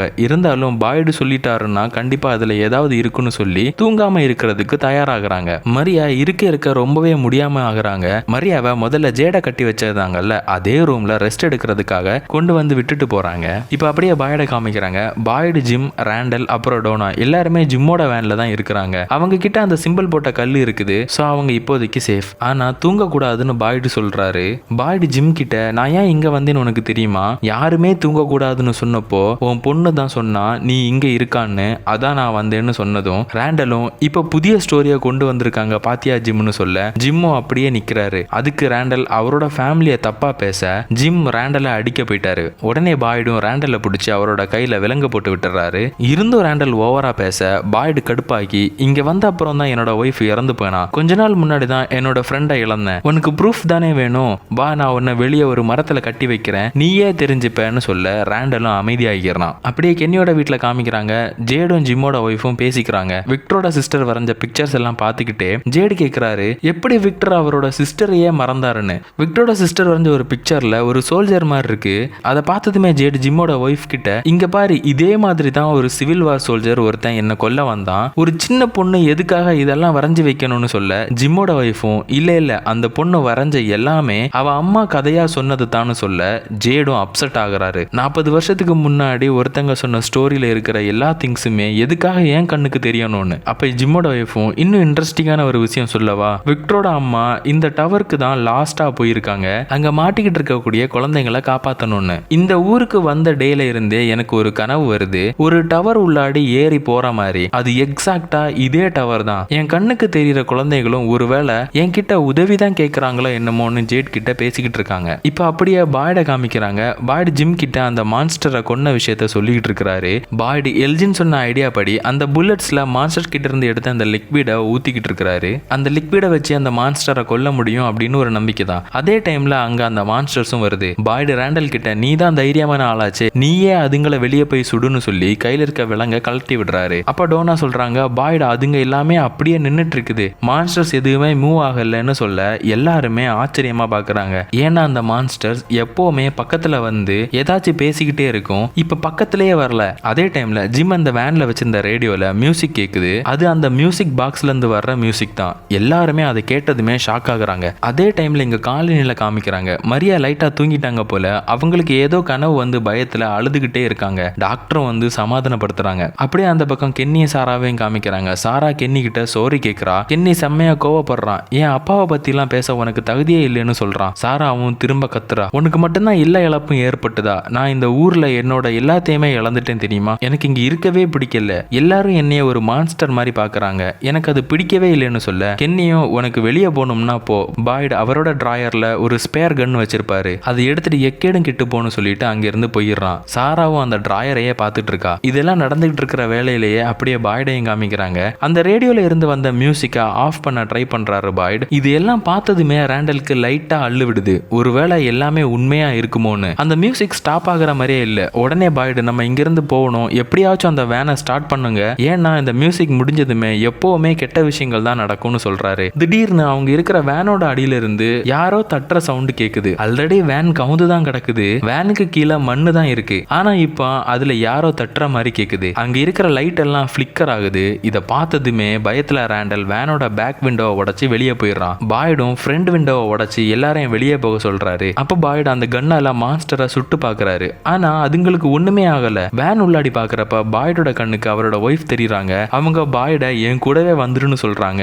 வெளியே போன ஜிம்மும் டோனாவும் டோனாவோட வேனை ஸ்டார்ட் பண்ணிடுறாங்க. அந்த சவுண்ட் கேட்டதுமே பாய்டு ஓடி போய் வேன்ல ஏறிக்கிறாரு. வேன்ல அங்கிருந்து அவங்க காலனிக்கு போயிடுறாங்க. இப்ப ரேண்டல் அந்த காட்டுக்குள்ள எங்க போறதுன்னு தெரியாம ஓடிட்டு இருக்கிறாரு. அந்த இடத்துக்கு பூச்சிங்க பறந்து வந்து ரேண்டலை பிடிக்குது. அவனோட வாய்க்குள்ளாடி எல்லாம் போகுது. அங்கேயே சீனை கட் பண்ணி இப்ப சாராவை காமிக்கிறாங்க. அவ அந்த டிராயர்ல இருந்து கன்னை எடுத்து வச்சுக்கிட்டு இருக்கிறா. அந்த இடத்துக்கு கென்னியும் வர்றான். சாராவும் எல்லாருக்கும் இதுதானே வேணும்னு சொல்லி கன்னுல ஒரு புல்லட்டை போட்டு அந்த கன்னால அவளை சுடுறா. ஆனா அந்த கன்ல இருந்து புல்லட் வெளியே வரல. கென்னியும் அந்த கன்னை வாங்கி வச்சுக்கிறான். இப்ப கென்னிக்கு சாரா இறந்து போறதுல அவனுக்கு விருப்பம் இல்ல. காலனில மரியாவோட நிலைமை ரொம்ப மோசமாயிட்டு இருக்கு. டாக்டரும் தண்ணி வச்சு ஒத்தனம் எல்லாம் கொடுத்துட்டு இருக்காங்க. இப்ப வர்றேன்னு சொல்லிட்டு டாக்டர் வெளியே போறாங்க. அப்ப மரியா இருக்கிற ரூம்ல அந்த பூச்சிங்க வருது. ரேண்டல பண்ண மாதிரியே மரியாவோட உடம்புல ஏறி அதுங்க மரியாவோட வாய்க்குள்ள போகுது. சவுண்டு கேட்டு டாக்டர் வந்து பார்த்தா அங்க மரியா கஷ்டப்பட்டுட்டு இருக்காங்க. ஆனா அந்த பூச்சிங்க டாக்டரோட கண்ணுக்கு தெரியல. அதே டைம்ல பாய்டு ஜிம் டோனா எல்லாருமே காலனிக்கு வந்திருக்காங்க. டாக்டர் ஹெல்ப் ஹெல்ப்னு கத்த பாய்டும் போய் செக் பண்றாரு. அப்ப மரியாவோட கண்ணு ஒயிட் கலர்ல மாறி இருக்கு. மரியாவும் பேச்சு மூச்சு இல்லாம இருக்க பாய்டும் டாக்டரை சமாதானப்படுத்தி நீ தான் இங்க இருக்க ஒரே டாக்டர், நீ கொஞ்ச நேரம் லவ்வரா இல்லாம டாக்டரா பாருன்னு சொல்றாரு. அப்ப பாய்டு கிட்ட அவரோட பையன் முக்கியமான ஒரு விஷயம், நீங்க கீழே வாங்கன்னு சொல்லி கூட்டிட்டு போறான். பாய்டும் கீழே வந்து பார்த்தா அங்க எல்ஜின் இருக்கான். அப்ப எல்ஜின் ஃபாத்திமா பிரெக்னண்டா இருக்கிற மேட்டரை எல்லாரும் முன்னாடியும் தெரியாம சொல்லிடுறான். கூடவே எனக்கு பஸ்ல வரும்போது ஒரு கனவு வந்ததுன்னு சொல்லியிருந்தேன்ல, அது எனக்கு இப்ப ஃபுல்லா ஞாபகம் வந்துட்டு ஒரு ஒயிட் கலர் ட்ரெஸ் போட்ட பையன் ஒரு விஷயத்தை என்கிட்ட சொன்னான். அதை திரும்ப திரும்ப சொன்னான். அது என்ன அப்படின்னா here they come for 3 unless you stop the melody இப்படின்னு திரும்ப திரும்ப சொன்னான்னு சொல்ல அங்க அந்த பஸ் டிரைவரும் கூடவே நிக்கிறாங்க. அவங்க சொல்றாங்க இது ஒரு ஓல்டு ரைம்ஸ், என் பாட்டி எனக்கு சொல்லி இருக்காங்க, அது இப்படி வராது. எப்படி வரும் அப்படின்னா they touch, they break, they steal, no one here is free, here they come for 3 unless you stop the melodyன்னு. இதை கேட்டதுமே பாய்டுக்கு புரியுது அந்த மியூசிக் பாக்ஸ்ல இருந்து வர்ற மியூசிக்கை ஸ்டாப் பண்ணாதான் எல்லா ப்ராப்ளமுமே சால்வ் ஆகும்னு. இப்போ அப்படியே ஜேடையும் ஜிம்மோட ஒய்ஃபையும் காமிக்கிறாங்க. ஜிம்மோட ஒய்ஃப் சொல்றாங்க அந்த டவர்ல இருக்கிற குழந்தைங்களை நம்ம காப்பாத்திட்டா நம்ம தப்பிச்சிடலாம், அதுதான் விக்டரோட அம்மாவும் பண்ண இருந்தாங்கன்னு சொல்லிட்டே இருக்கிறப்ப ஜூலி கத்துறா. யாருக்குமே என்ன நடக்குதுன்னு தெரியல. ஜூலி மூச்சு விட சிரமப்படுறா. அப்படின்னா அந்த பூச்சி ஜூலியையும் பிடிச்சிட்டு எப்படி மரியாவை பிடிக்கிறப்ப யார் கண்ணுக்குமே அந்த பூச்சி தெரியலையோ அதே மாதிரி ஜூலியை பிடிக்கிறப்ப யார் கண்ணுக்குமே தெரியல. அந்த பூச்சி முதல்ல ரேண்டலை பிடிச்சது, அப்புறம் மரியா, இப்ப ஜூலி. எல்ஜினுக்கு கனவுல வந்த அந்த ஒயிட் கலர் ட்ரெஸ் போட்ட பையன் சொன்ன ரைம்ஸ்ல வர்ற மாதிரியே 3 பேரை அந்த பூச்சி இப்போ பிடிச்சிட்டு. இப்போ அப்படியே மார்னிங் ஆயிட்டு பாய்டு கென்னியோட வீட்டுல ஜூலி துடிச்சு போய் கிடந்த அந்த இடத்துல நின்று பாத்துக்கிட்டு இருக்காரு. அப்ப அங்க கென்னியும் டாக்டரும் வராங்க. இப்ப ஜூலிய மேல ரூம்ல படுக்க வச்சிருக்காங்க. டாக்டர் மேல போறாங்க. பாய்டு வெளியே போறாரு. அப்ப கென்னி வந்து எங்க போறீங்கன்னு கேட்க நம்ம சாரா கிட்ட பேசணும்னு சொல்லிக்கிட்டு போறாரு. கூடவே கென்னியும் போறான். சேம் டைம்ல டோனா நைட்ல காணாம போன ரேண்டலை தேடி வந்திருக்காங்க. காட்டுக்குள்ள தேடி பார்க்கறப்போ ரேண்டல் அங்க பேச்சு மூச்சு இல்லாம கிடக்குறாரு. ரேண்டல் கிட்ட எந்த ஒரு பேச்சு மூச்சும் இல்லாததுனால டோனா அவனோட கண்ணை ஓபன் பண்ணி பாக்குறாங்க. அவன் கண்ணு ஒயிட் கலர்ல இருக்குது, கருவிலியே இல்லாம. சரி அவனை எடுத்து போட்டு கொண்டு போலான்னு தூக்க போறப்ப ரேண்டல் கத்துறாரு. சேம் டைம்ல ஜூலியா பார்க்க டாக்டர் வந்திருப்பாங்கல்ல, அவங்களும் ஜூலியோட கண்ணை பார்த்துட்டு என்னன்னு தெரியாம இருக்கிறப்போ ஜூலியும் கத்துறா. யாரோ அவளை டார்ச்சர் பண்ற மாதிரி ஏதோ வழியில இருக்கிற மாதிரி கத்துறா. அதே போல காலையில இருக்கக்கூடிய மரியாவும் கத்துறாங்க. அவங்க கண்ணுமே ஒயிட் கலர்ல தான் இருக்குது, கருவழி எதுவுமே இல்லாம. யாருக்குமே இங்க என்ன நடக்குதுன்னு ஒண்ணுமே புரியல. இப்ப சாராவை கூட்டிக்கிட்டு பாய்டு அந்த மார்ட்டினை பார்த்த அந்த கெட்டடத்துக்கு போயிட்டு இருக்காங்க. பாய்டு சாரா கிட்ட கேட்கிறாரு, நீ சொன்னல உன் கண்ணுக்கு ஒரு பையன் தெரியறான்னு, ஒயிட் கலர் ட்ரெஸ் போட்டு இருந்தான்னு, அவன் வேற நமக்கு ஹெல்ப் பண்ணதான் அந்த ஹோல் இருந்த மரத்துக்குள்ள போக சொன்னான்னு. நீ சொன்ன அந்த ஒயிட் கலர் ட்ரெஸ் போட்ட பையன் தான் எல்ஜினோட கனவுலையும் வந்து ஒரு பழைய ரைம்ஸை சொல்லி இருக்கான். அது என்ன ரைம்ஸ்னா, they touch, they break, they steal, no one here is free, here they come for three, unless you stop the melody. இந்த ரைம்ஸை கேட்கிறப்ப உனக்கு ஏதாவது தோணுதான்னு கேட்க சாராவும் இல்லைன்னு சொல்றா. அந்த ஒயிட் கலர் ட்ரெஸ் போட்ட பையன் எல்லாருக்குமே ஹெல்ப் பண்ற மாதிரி தான் தோணுது, ஆனா என்ன பண்ணணும்னு தான் நமக்கு தெரியல, என்ன நடக்குதுன்னே நமக்கு புரியலன்னு சொல்ல சாராவும் அந்த ஒயிட் கலர் ட்ரெஸ் போட்ட பையனை பார்த்தா எனக்கு என்னமோ அவன் சின்ன பையன் இல்லைன்னு தோணுதுன்னு சொல்றா.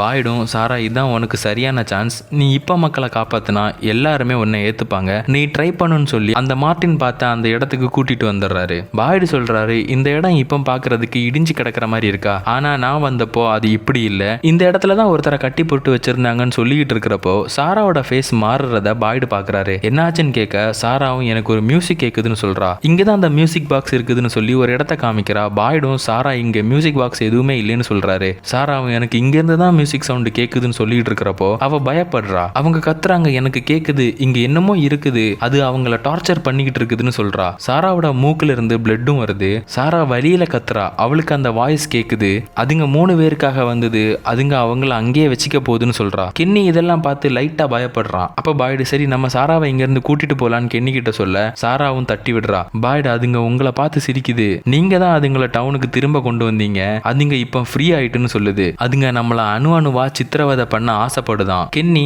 அதுங்க உன் கையை தொட்டப்போ அதுங்க ரொம்ப ஆர்வமா இருந்ததுன்னு சொல்லுது. கென்னி இதை கேட்டதுமே நம்ம கையில பூச்சி பட்டதை சாரா கிட்ட சொல்லவே இல்லை, அவளுக்கு அது தெரியுதுன்னா கண்டிப்பா அவ இந்த இடத்தோட கனெக்ட் ஆகி இருக்கான்னு புரிஞ்சுக்கிறான். சாரா ஜூலின்னு கத்திக்கிட்டே முன்ன நடந்து போறா. சாரா பாய்டு கிட்ட, ஜூலி, மரியா, ரேண்டல் எல்லாருமே கொஞ்சம் கொஞ்சமா செத்துக்கிட்டு இருக்காங்க, அவங்க மட்டும் செத்துட்டாங்கன்னா அவ்வளவுதான், நம்மளையும் அதுங்க கொன்னுடும், ப்ளீஸ் பாய்டு அவங்கள காப்பாத்துங்கன்னு சொல்றா. பாய்டு, நான் எப்படி அவங்கள காப்பாத்த, எப்படி இதை தடுக்க சாரா சொல்லுன்னு சொல்ல சாராவும் நீங்க அந்த மியூசிக்கை ஸ்டாப் பண்ணுங்கன்னு சொல்றா. பாய்டும், என் கண்ணுக்கு தெரியாத அந்த மியூசிக் பாக்ஸ்ல வர்ற மியூசிக்கை எப்படி நான் ஸ்டாப் பண்ணேன்னு கேட்க தெரியலேன்னு சொல்லி சாரா கத்துறா. பாய்டும் சாராவை பிடிச்சிக்கிறாரு. கென்னியும் இப்ப சாராவை முழுசா நம்புறான். அப்படியே அங்க நின்று யோசிக்கிறாங்க என்ன பண்ணலாம்னு. அப்ப கென்னி அடுத்து என்ன பண்ண போறோம்னு பாய்டு கிட்ட கேட்க பாய்டும் நம்ம டவுனுக்கு போலான்னு சொல்றாரு. கென்னியும் நம்ம அந்த மியூசிக் பாக்ஸை அழிக்கணும், அதை பண்ணாம டவுனுக்கு போறது வேஸ்ட், டவுனுக்கு போய் அங்க இருக்க மக்கள்கிட்ட என்ன சொல்ல, ஆல்ரெடி ஜூலி, ரேண்டல், மரியா எல்லாருமே செத்துக்கிட்டு இருக்காங்கன்னு சாரா சொன்னால, நம்ம எதுவுமே பண்ணாம இருந்தா எப்படின்னு கேட்க பாய்டு, நம்ம கண்ணுக்கே தெரியாத அந்த மியூசிக் பாக்ஸை எப்படி அழிக்க, இப்போதைக்கு நம்ம கொஞ்சம் விஷயங்களை தெரிஞ்சிருக்கோம், அதுவே ஒரு வின்னு தான், சோ நம்ம டவுனுக்கு போவோம், அப்புறம் யோசிக்கலாம்னு சொல்றாரு.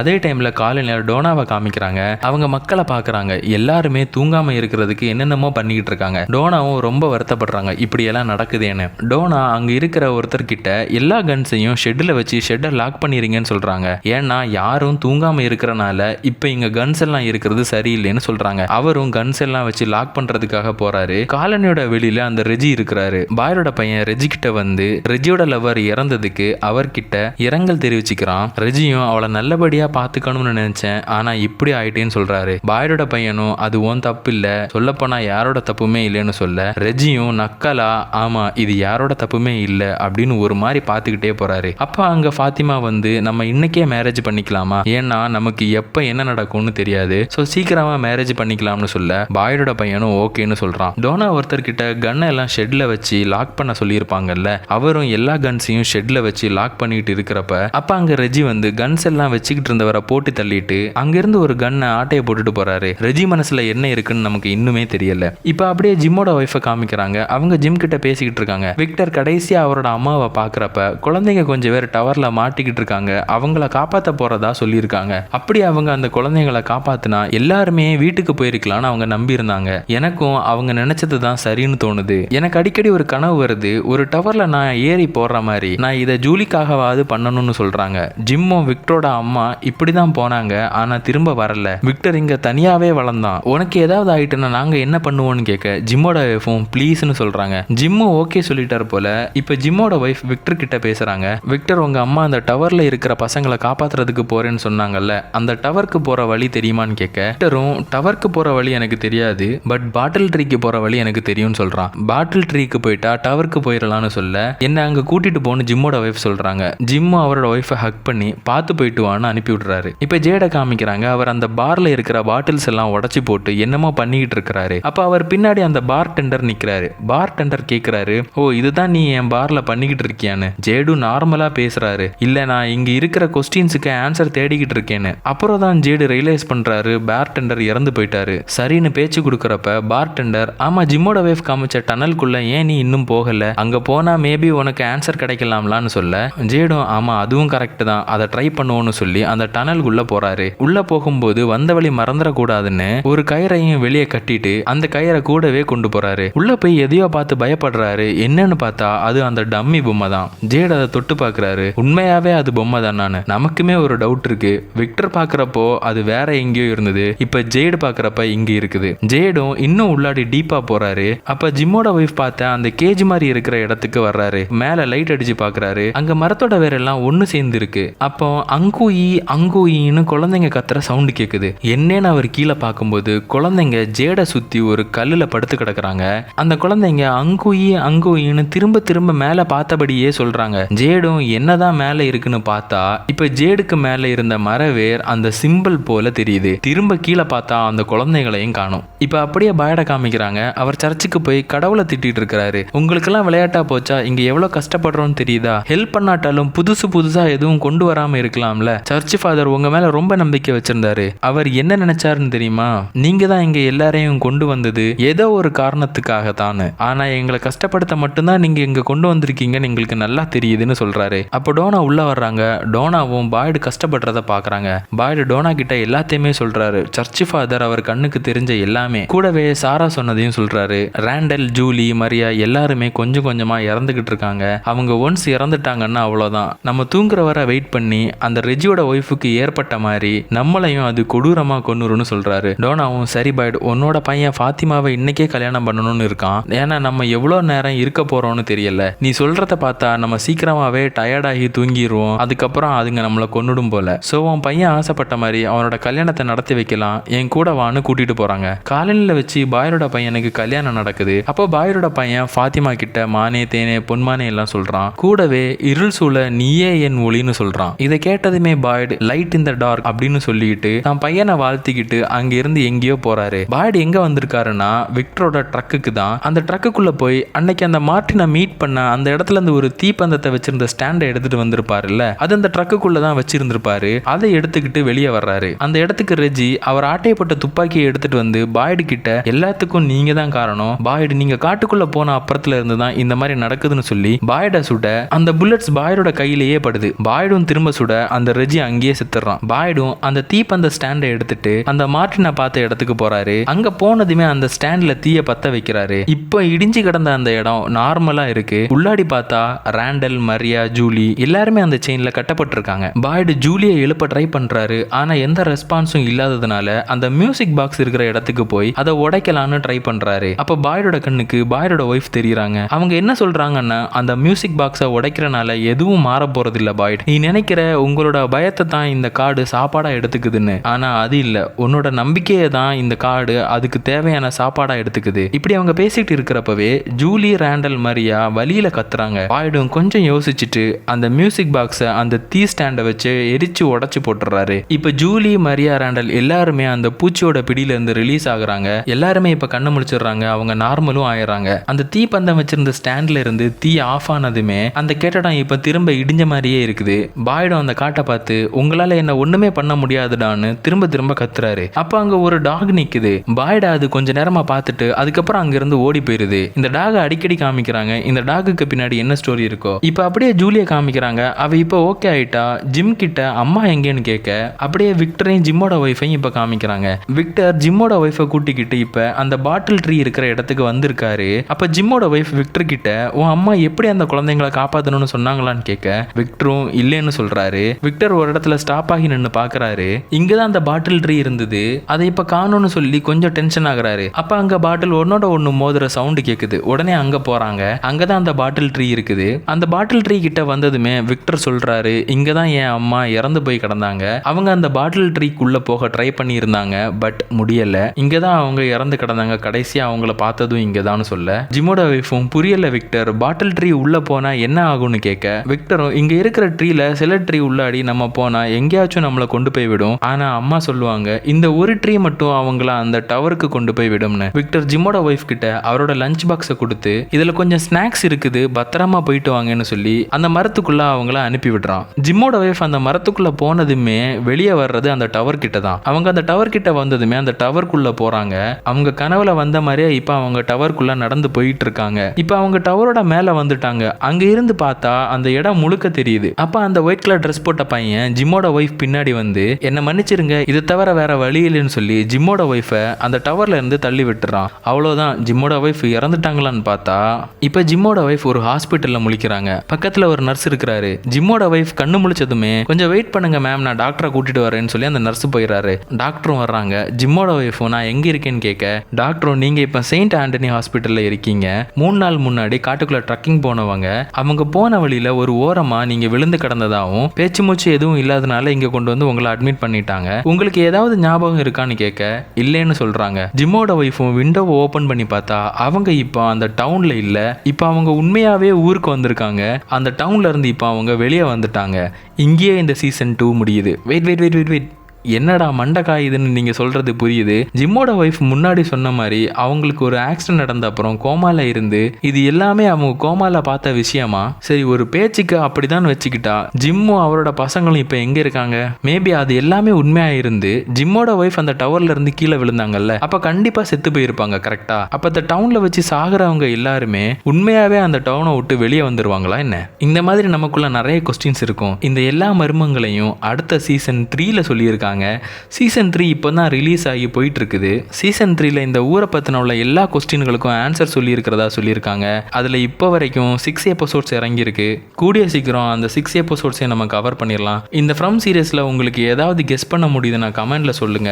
அடுத்து சீசன் 3ல பார்க்கலாம். பாய்.